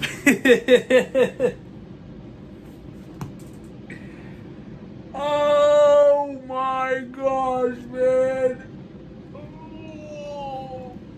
This was a dream, dude. This was flipping nuts. It reminded me when I was playing through like Cold Steel 4 and Reverie, where I just couldn't believe what was happening, man. I was like, is this a reality we're in?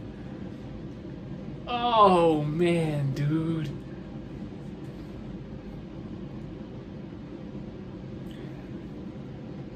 Xenoblade Chronicles 3 Future Redeemed starts off. Hear me out.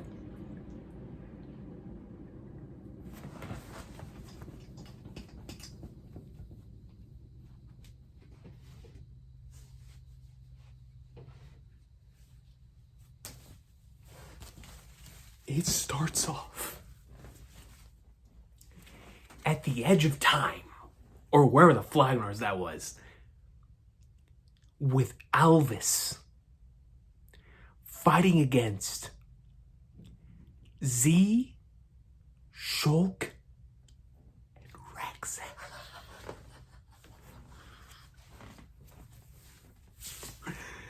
Yo, when I tell y'all that the last thing I was expecting when I opened this game was to see Alvis, Z, Shulk, and Rex. Oh, man, dude. Who starts a DLC like that? Who? Apparently Monolith Soft.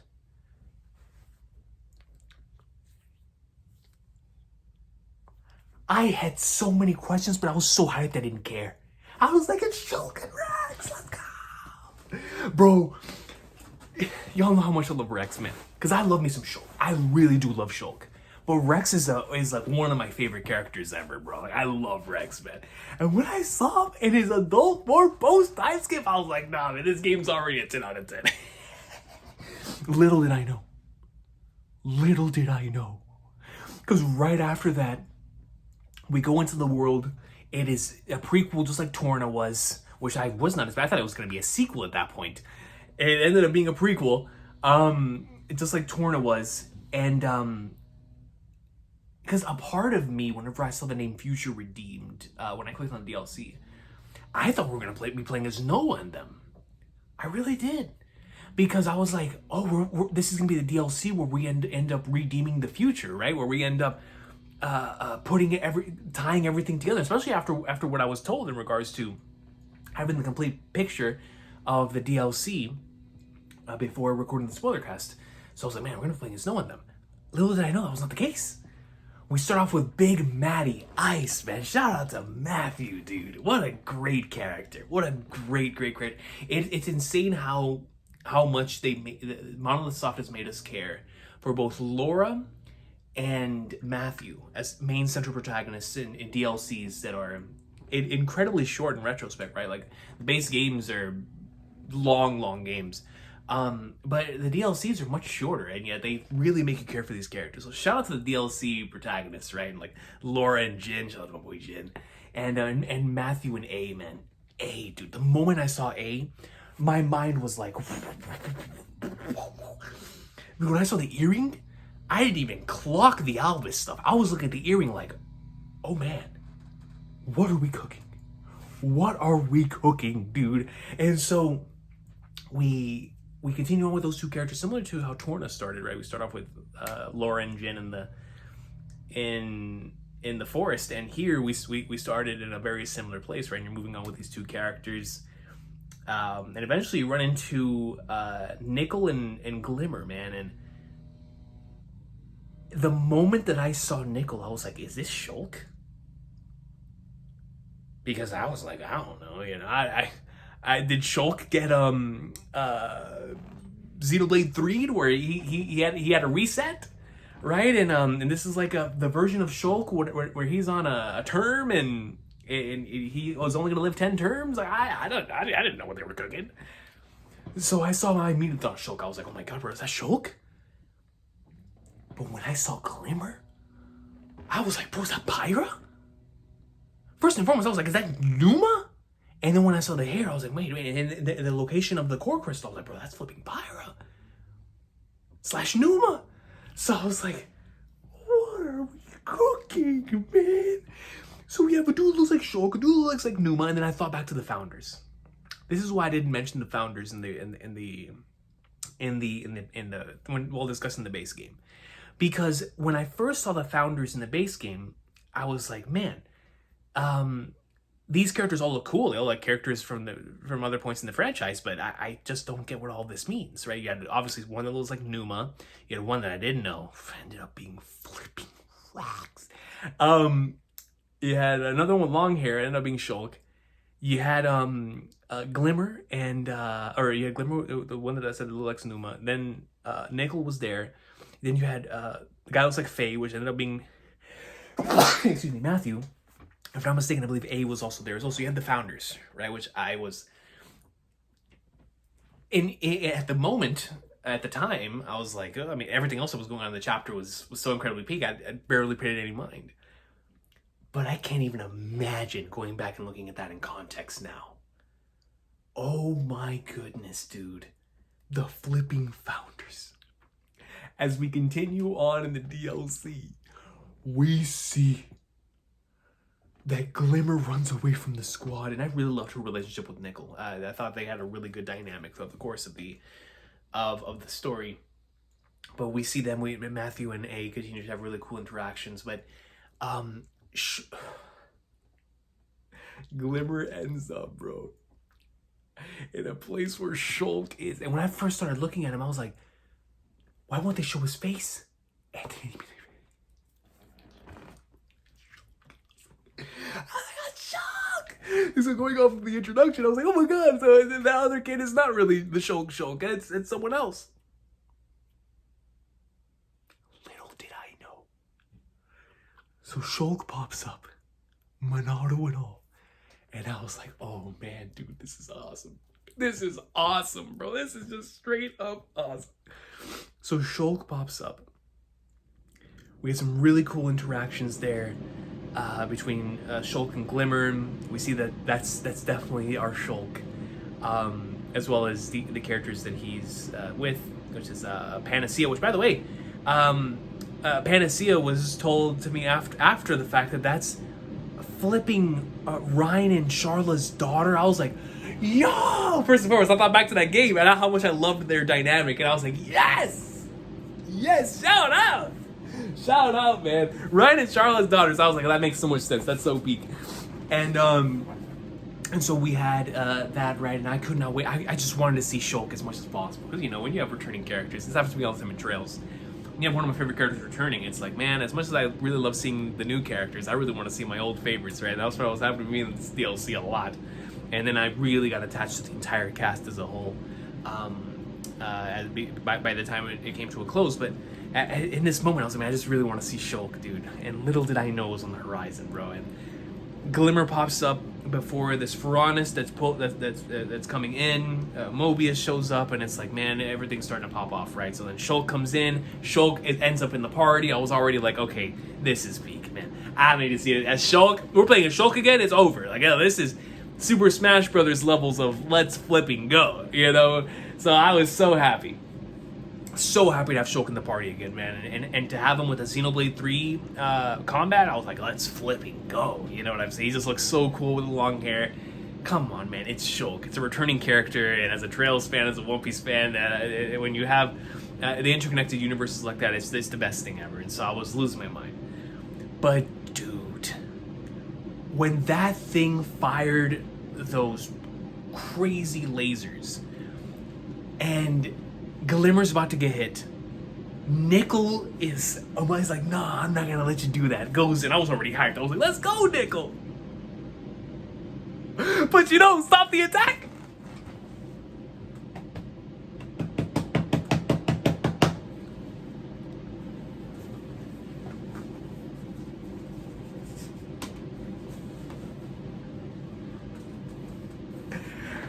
You already know.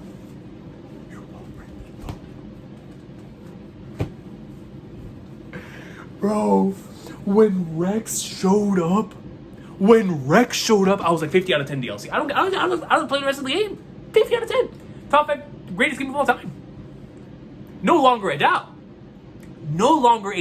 You give me that phenomenal base game, and you give me a DLC that has Shulk and Rex in it.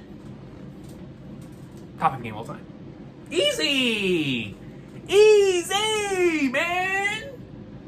What a complete package. Shulk would leave it to Uncle Rex, man. Leave it to Uncle Rex. Oh my gosh, bro. It was so peak. Immediately, I'm like, oh man, we see that he lost an eye, similar to how Shulk lost an arm. Obviously, we find out that they lost that in the fight with Alvis. But I was like, man, my boy Rex is here, dude. And y'all know how much I love Xenoblade 2 and those characters, so I was losing my mind, bro. I was like, yo, that's my boy. That's my boy, man. It's my favorite Xeno character. So I was like, let's go. So we got the save in progress screen. We come back from the save in progress screen. We see my boy Rex just going in, and then he ends up in the party. And that's when I was like, that's it. This is peak. This is peak. This is the pinnacle, bro. This is the pinnacle. And little did I know, we would only get much higher because not only is Rex here, not only is Shulk here, but the Nickel and Glimmer, who I was wondering what these characters are and why they have such relation to the characters that we know and love. They are the kids! Nickel presumably is the child of Shulk and Fiora. And so it's like, yo, my boy! You know what I'm saying? Shout out to Nickel. And then Glimmer, Rex's daughter. And it elevated every single scene with those characters. Every scene with Shulk and Nickel, and every scene with Rex and Glimmer, man. And it kept making me think back to the base game.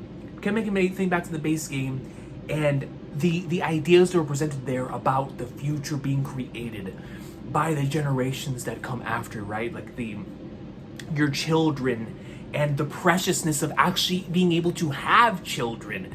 And all the things that the game was trying to say about the preciousness of life and death, which the DLC also really tackles here as well. It was just so thematically consistent with everything we'd gotten with the base game. To have a DLC that focuses on a Matthew and Abe. Obviously, a Matthew was so connected to the Van Damme bloodline. And A, who we would later find out is another part of Alpha/Alvis. And the flipping rest of the party that is Shulk and Rex and their children. Oh man, what a party. What a party, dude. It led to every single interaction between these characters being magical. I mean, magical.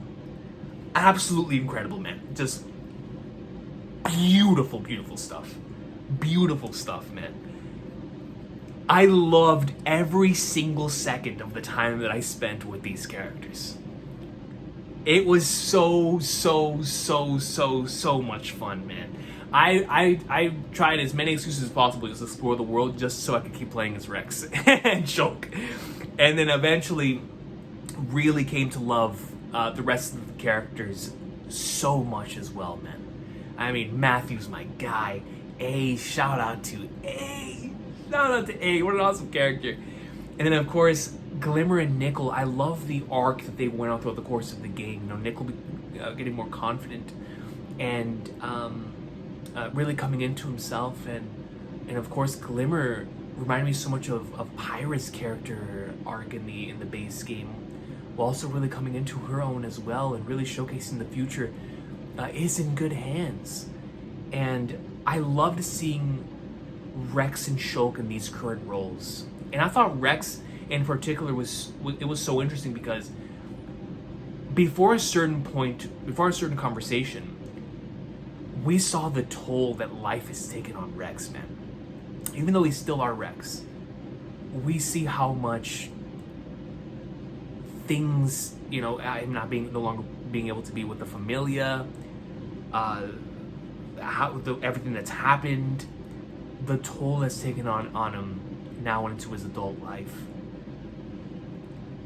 And I think that's what made that scene with him and Glimmer, whenever she catches the cup and he talks about his role in this world, as long as he's able to make someone smile, similar to what he said at the end of the base game, and creating that future with our own hands, just like he said in the base game.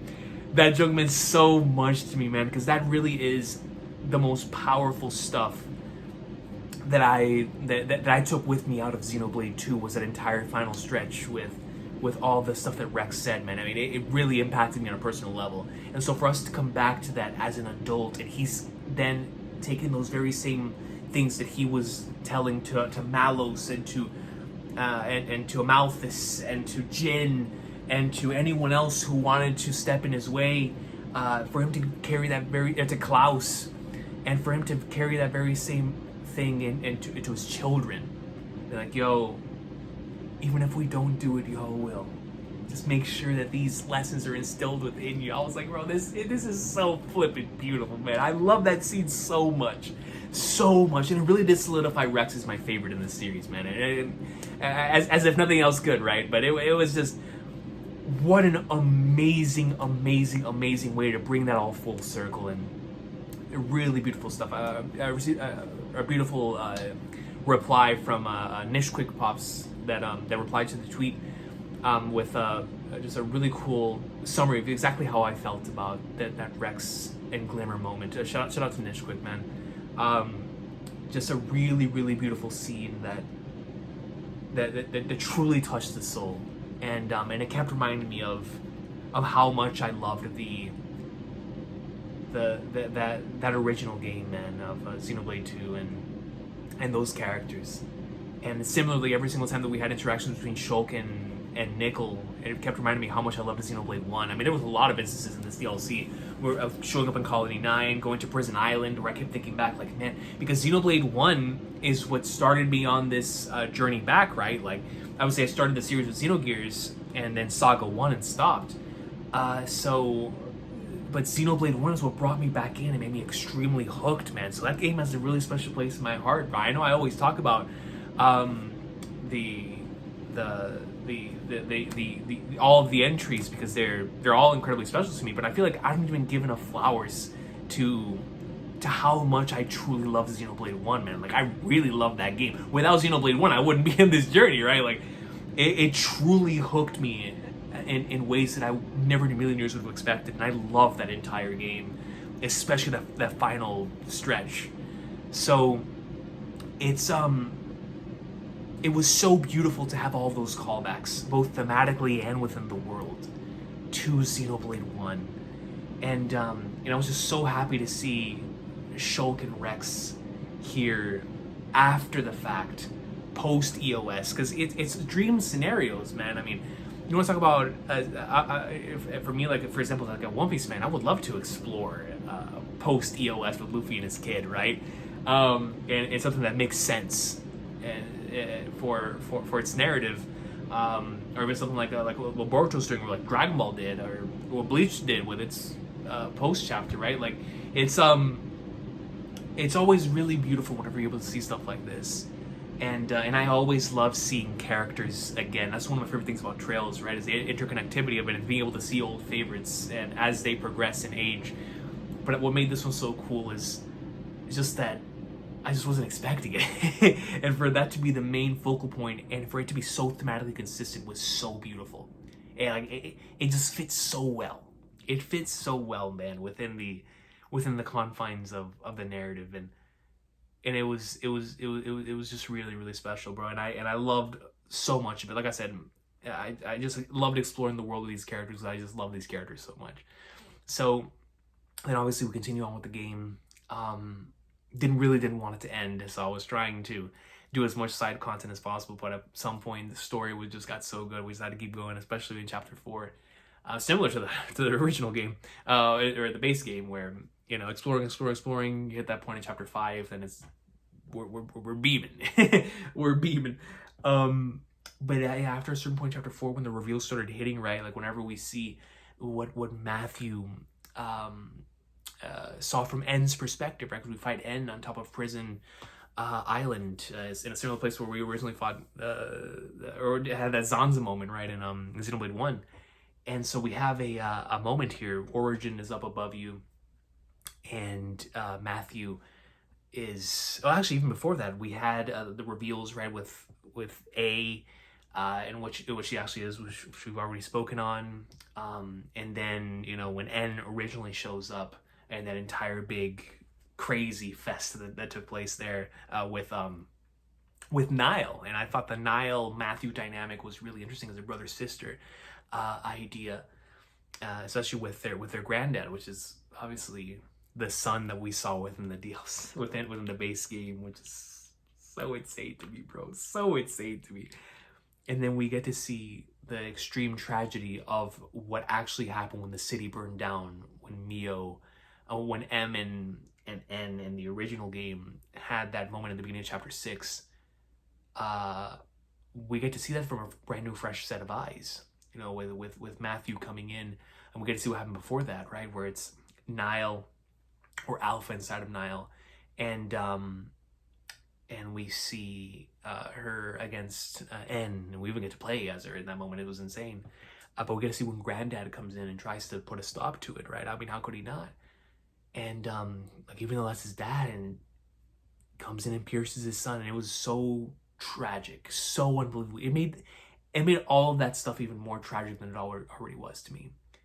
And so when all of that happens, and the explosion takes place, and we see M showing up next to N, and it makes me think back to the end of the base game. Oh, how did I not talk about this when N and M are saying goodbye to the squad? Oh man, that's one of my favorite moments in the base game, dude. Oh, that moment was so beautiful, bro. So beautiful, man. When they exit their bodies, showcasing that they were always there. Oh, that thing was so flipping beautiful. But yeah, N and M have that moment. Amazing characters. Amazing. What a character, man. Seriously, the Jin of this game for me was N, for how special he is. But we come off of that, and then we hit that final stretch, bro. Man.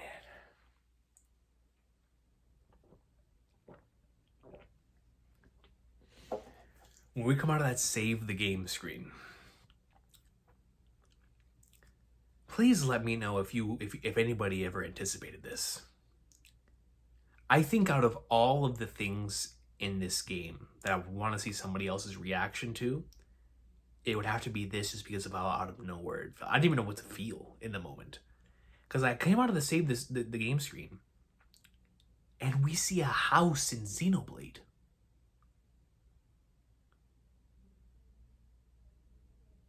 And I was like, excuse me? You know what I'm saying? Is that a house? Is that a suburb? In Xenoblade? So I was like, man, because obviously we had some houses in Blade 2, and it's DLC, but this is Blade 3's world. And this looked very, very like our world. So I was like, what in the flying flatters is going on here? There were so many things going on in my mind at that moment, bro. I was like, are we because when the Z theater stuff was happening, I was like, what are we cooking here with this, with them watching these characters on screen? Are we cooking like some crazy meta-narrative thing? And when we showed it up here, I was definitely thinking like, oh my god, we're cooking some sort of crazy meta-narrative thing. Where are we? Is this our world? Are we about to have some sort of crazy, really cool metaphor for art fiction versus reality and stuff? I was like, oh, I'm down for that, man. So so many things were running through my head. So many things were running through my head whenever we showed up in the in this world, man. So I was like, holy sweet mother of flying arts, man. So we keep going, we get to see it, and at first when I saw the city, because I was still in that mindset, I was like, oh my goodness, but this is our world. This is our world. And so, but I kept looking over at the big tower on the side. I was like, what? What is that? So we cut over, and we see Niles playing on the piano.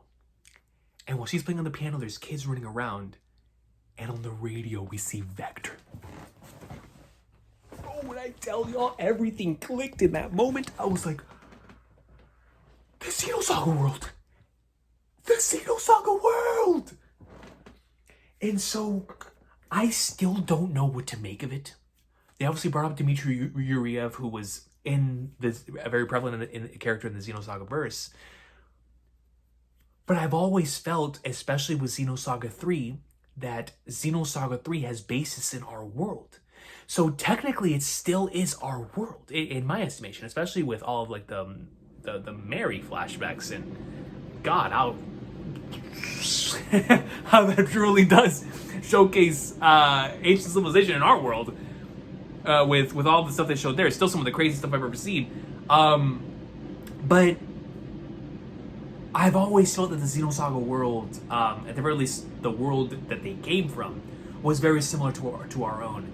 And I think Shulk had a very similar concept when he talked about how this is the world that all of us originate from. And so it really felt like something, like I'm still trying to think about what that actually was. Like the world that Klaus is from, where Let's Begin the Experiment originates from. Because it truly does feel like, especially because I kept thinking back to the beginning of Xenoblade 2, where they were talking about the missiles and all that. I was like, it was too similar to our world. But with the Xenosaga connection, it also makes so much sense. So I'm gonna stick with, it's the Xenosaga 2 world that's also our world, because I think the Xenosaga 2 world, or I'm sorry, the Xenosaga world, in general, the trilogy's world is also has very strong connections to our world, and they originate from our world. You could definitely make a case for that, right? So it just blew my mind, man. I could not, when I saw that Vector's, when it was solidified by the Dmitry Yuriev thing, it was like, oh, no wonder people told me to play Xenosaga before finishing the trilogy, man. And I thought it was because of the console stuff with them staying alive and the way that everything ended there. I was like, oh yeah, this is pure Xenosaga. Like, this makes so much sense in context from Xenosaga. But no, we ended up in the world, bro. Insane, man. So, one of the craziest moments that I have had in video games. They're very similar to the end of Xenoblade 2, where we find out that the worlds were connected, right? Like, unbelievably peak stuff, man. It's always so cool. But this was just so wild to me. I could not believe what I was witnessing, man. The Xenosaga connection immediately. I was like, man, I want to see my characters again, because I love those characters so much. And it reminded me so much, this game reminded me so much of Xenosaga 3 in regards to how dark and depressing that game was, but how hopeful and optimistic its ending was in the midst of all that tragedy. Because the way the speech that game ends on is like at the central core of what happens here at the end of this game. And it really just goes to show that that the entire series carries so much of it within its veins, and it's a part of what makes it so special, because it is so consistent in regards to what you can expect from the series. And I really love it about it, man. I really love that we're able to tackle similar ideas from multiple different angles. It's one of the things that makes this series so special to me. And so, with the Xenosaga 3 context, with the rest of the Xenoblade trilogy context, and obviously the Xenogears stuff that we've been talking about throughout the course of the discussion of the base game, I couldn't wait to see how this all wrapped up. Now that we're here in this world, that was just, flipping Flagnard. So then Alvis shows up. And Alpha, we start boxing Alpha here and now, man. That fight happens. We get some really cool interaction between Matthew and Alpha. It's like, nah, man, it's our future. We're gonna make it our own, bro. And it was so beautiful. And we started really getting into the idea of, if we can't do it, someone else will. Obviously taking us into the current narrative, which reminds me of Riku. When I went back to Riku's workshop and I saw the Lucky 7, I was like, let's go! You know, this is whenever the Blade of Legend was created. And I was told that Lucky 7 has like some of the Xenoblade 1 characters in it, or at the very least like Fiora in it, which I thought was nuts. I was like, what? That is crazy. And that's what they were implying in the things. I thought that was so fascinating, like so fascinating. So we cut back to the fight there. Really cool interactions, and then when we get into the second part of it, N shows up, N joins us, N is like, screw this, right? We start boxing Alvis. It's unbelievable. Or Alpha, of course, Alvis was with us. Alpha, and it's just unbelievably beat. Man, shout out to Alvis, by the way, man. What a character. What a character, dude. We box Alpha. Really cool final boss sequence in another world with awesome music. But then we get another one of the most emotional scenes in the series, and one that I'm still coming to grips with, one that I'm still, it shattered my heart so much. Well, at the same time, I couldn't believe what I was witnessing. Well, at the same time, I was just processing the fact that this was happening. It was all the stages of grief happening at once, while also being hopeful in their words that we will meet each other again. And that was in the moments when Shulk and Rex decide that Nickel and Glimmer are going to live on without the having to worry about the terms. They are going to give their lives for the future. Even though they don't know what is on the other side of the door, even though they don't know what's going to happen in the future, they believe in those that will take the future moving forward. Those that will make the future with their own hands. And I cannot express how incredibly beautiful that is to end your DLC on the two most legendary figures in this trilogy giving their lives for the future. Giving their lives for those who will come after, for those who will take that torch and run with it, for those who will one day make things right. Because if they can't do it, as they've said so many times, someone else after them will. So even though history, and some may see it, that they failed in that moment, did they really? Did they really fail? Because what they did would inspire generations. What they did inspired those who were there in the moment, and those who would way come after, as the founder statues would imply. And going back to my speech about failure in the beginning, it really started shifting the way that I look at failure at all. Like, is it really failure? If you are the individual who, even though you didn't succeed in the moment, you led to brighter stars coming after you, taking your baton and running with it. Isn't that what we're here for? To leave legacies for the next generation? To leave a better life for the next generation? For a future that they can create with their own hands? And what better way to have that than the two most legendary figures giving their lives not just for their children, but for everyone that will come after, and believing in the miracle that one day we will all meet each other again. Similar to the end of the base game, where they had so much belief, Noah and Neo and the rest of them, that even though everything seems so uncertain right now, they will meet each other again.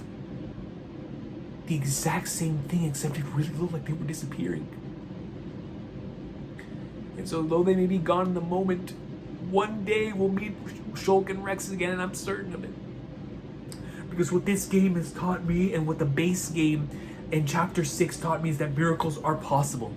What may seem impossible can become possible as long as we keep moving. And if it was possible there, it's possible again. Noah can meet Mio again, and the squad can meet each other again. And one day the Familia will reunite again, and in the Xenoblade 1 Familia will meet each other again, and the Xenosaga 3 Familia will meet each other again. And all of this will one day come to pass once again, man. And it has me so excited for what we can potentially explore in the future of the Xenoblade series. But what an amazing, amazing, amazing way to wrap everything up thematically, not just for this game, but for the entire trilogy. And it was, I could not believe that was happening, man. Unbelievable. Unbelievable, dude. It really, really touched the soul, bro. On the preciousness of life, the preciousness of finality, and also the preciousness of the future that has yet to be. And the lives, man. It's just so, so, so beautiful, dude. As we cut out from that, they disappear in such a phenomenal moment. Man, what was the line, bro? It was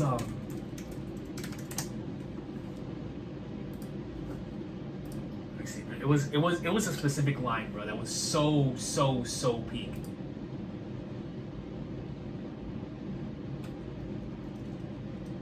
We'll be waiting at the far edge of time, bro. Yo, man. We'll be waiting. I almost destroyed my knee right there.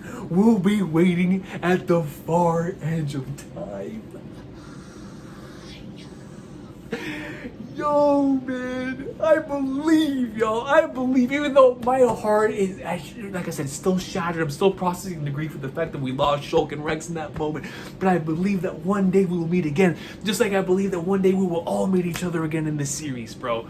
As long as we keep believing in the future that'll be created by those that come next, man.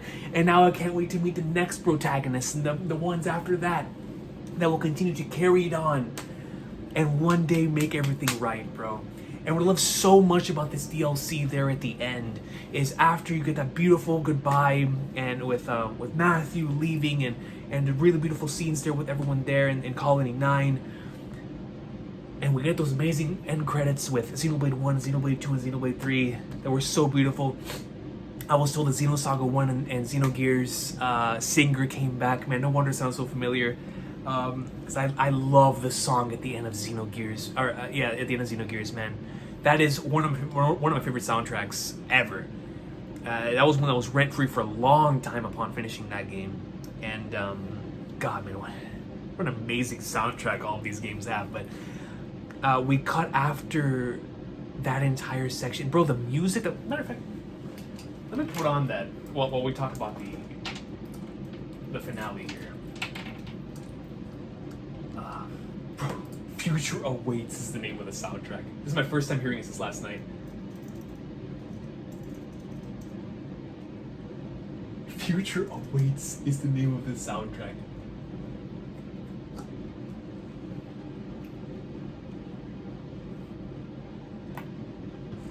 And it's just, oh, this really is, man. And it's just,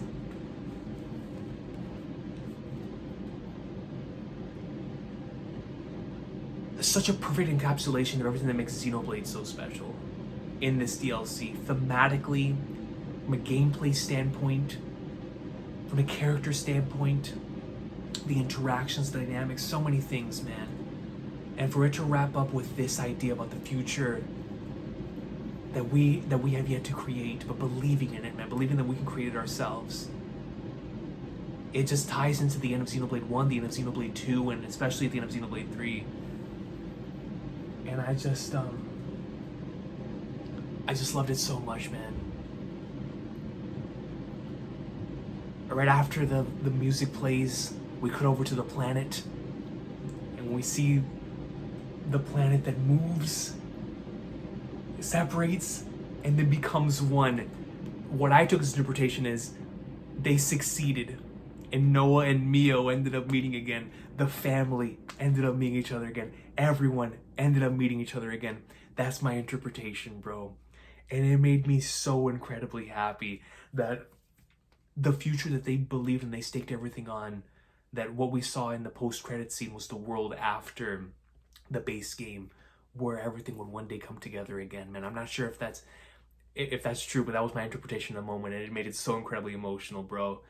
And then when we saw that thing that was coming down, the first thing I thought of was the end of Xenosaga 3, right? With Cosmos. So I was like, yo, is that Cosmos? That's coming in. So I'm not sure what the connection is going to be there. I guess we'll find out in the future, for the future that has yet to be. But man, it was just such an incredible journey, man. One that I'll always be grateful for how it touched me personally, impacted me. And like I said, it's still not over because we still have Xenoblade Chronicles X, which is crazy because it'll be just like this game with the Ouroboros and everything starting where it began. Even the game itself started where it began with the cutscene. But man,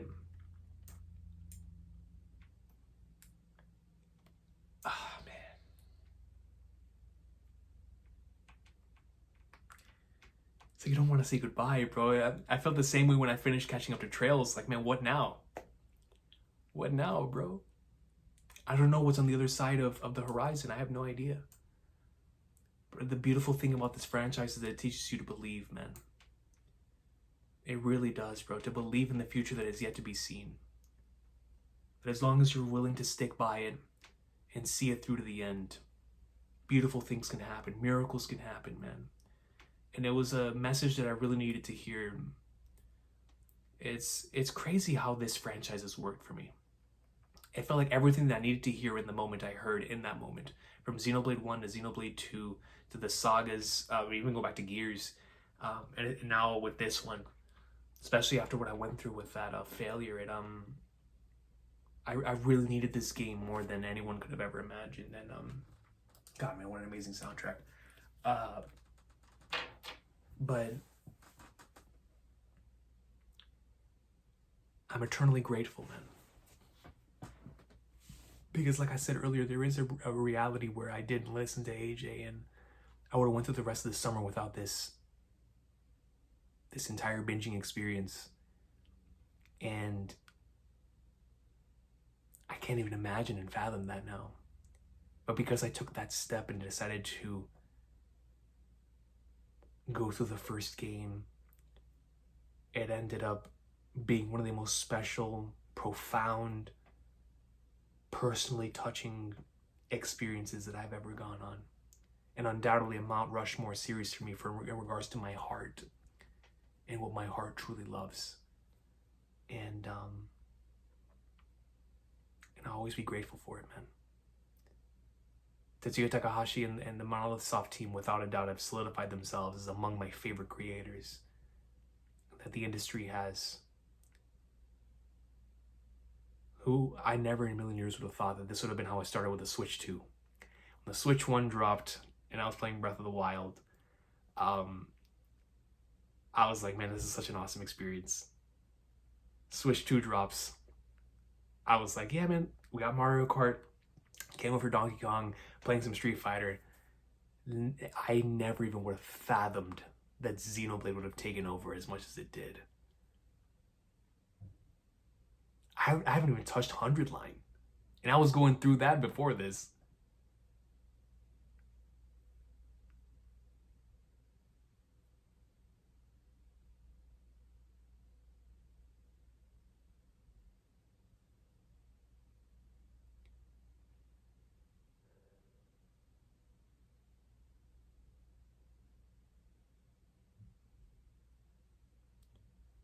It's tough to say goodbye, man.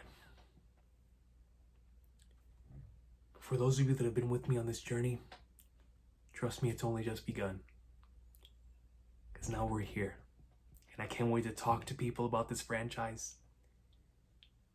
Can't wait to continue experiencing it through replays. Looking forward to playing through the entire thing again in Japanese. And and seeing things that I didn't catch the first time. And seeing what the me of that time and of that point in time in the future will get out of it in comparison to the who of me and of the past got out of the other entries. It's that type of series to me, man. And I'm so incredibly grateful for it. Shout out to Xenoblade 3, shout out to the entire trilogy, shout out to the entire franchise.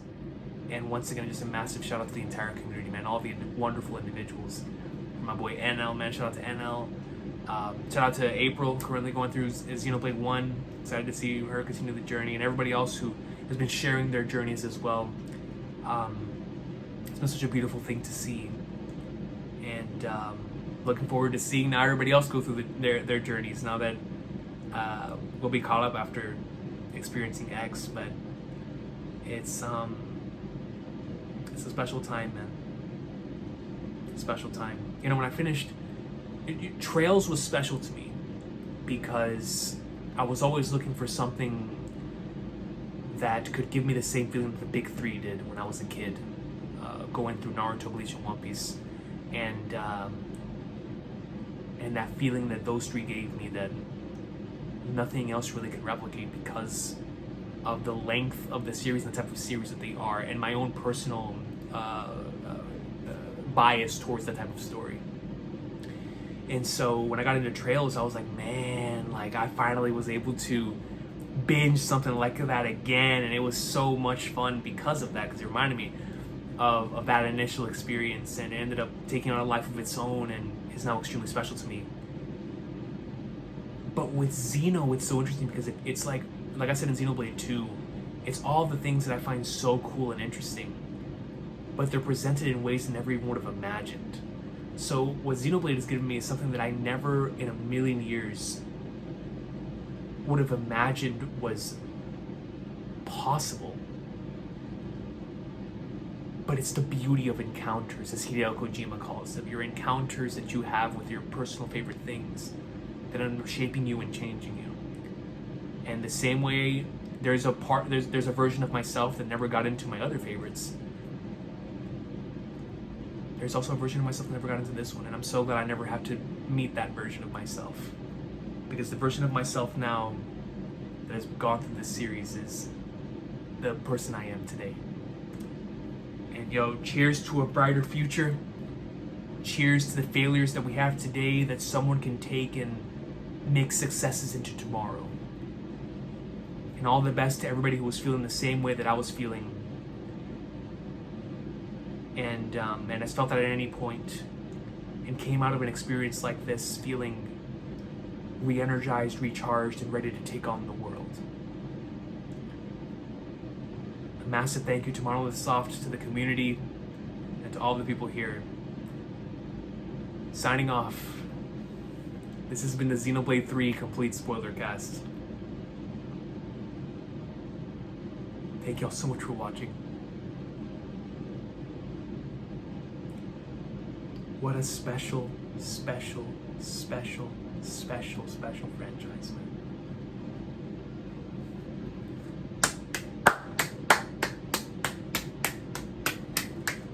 Thank you, man.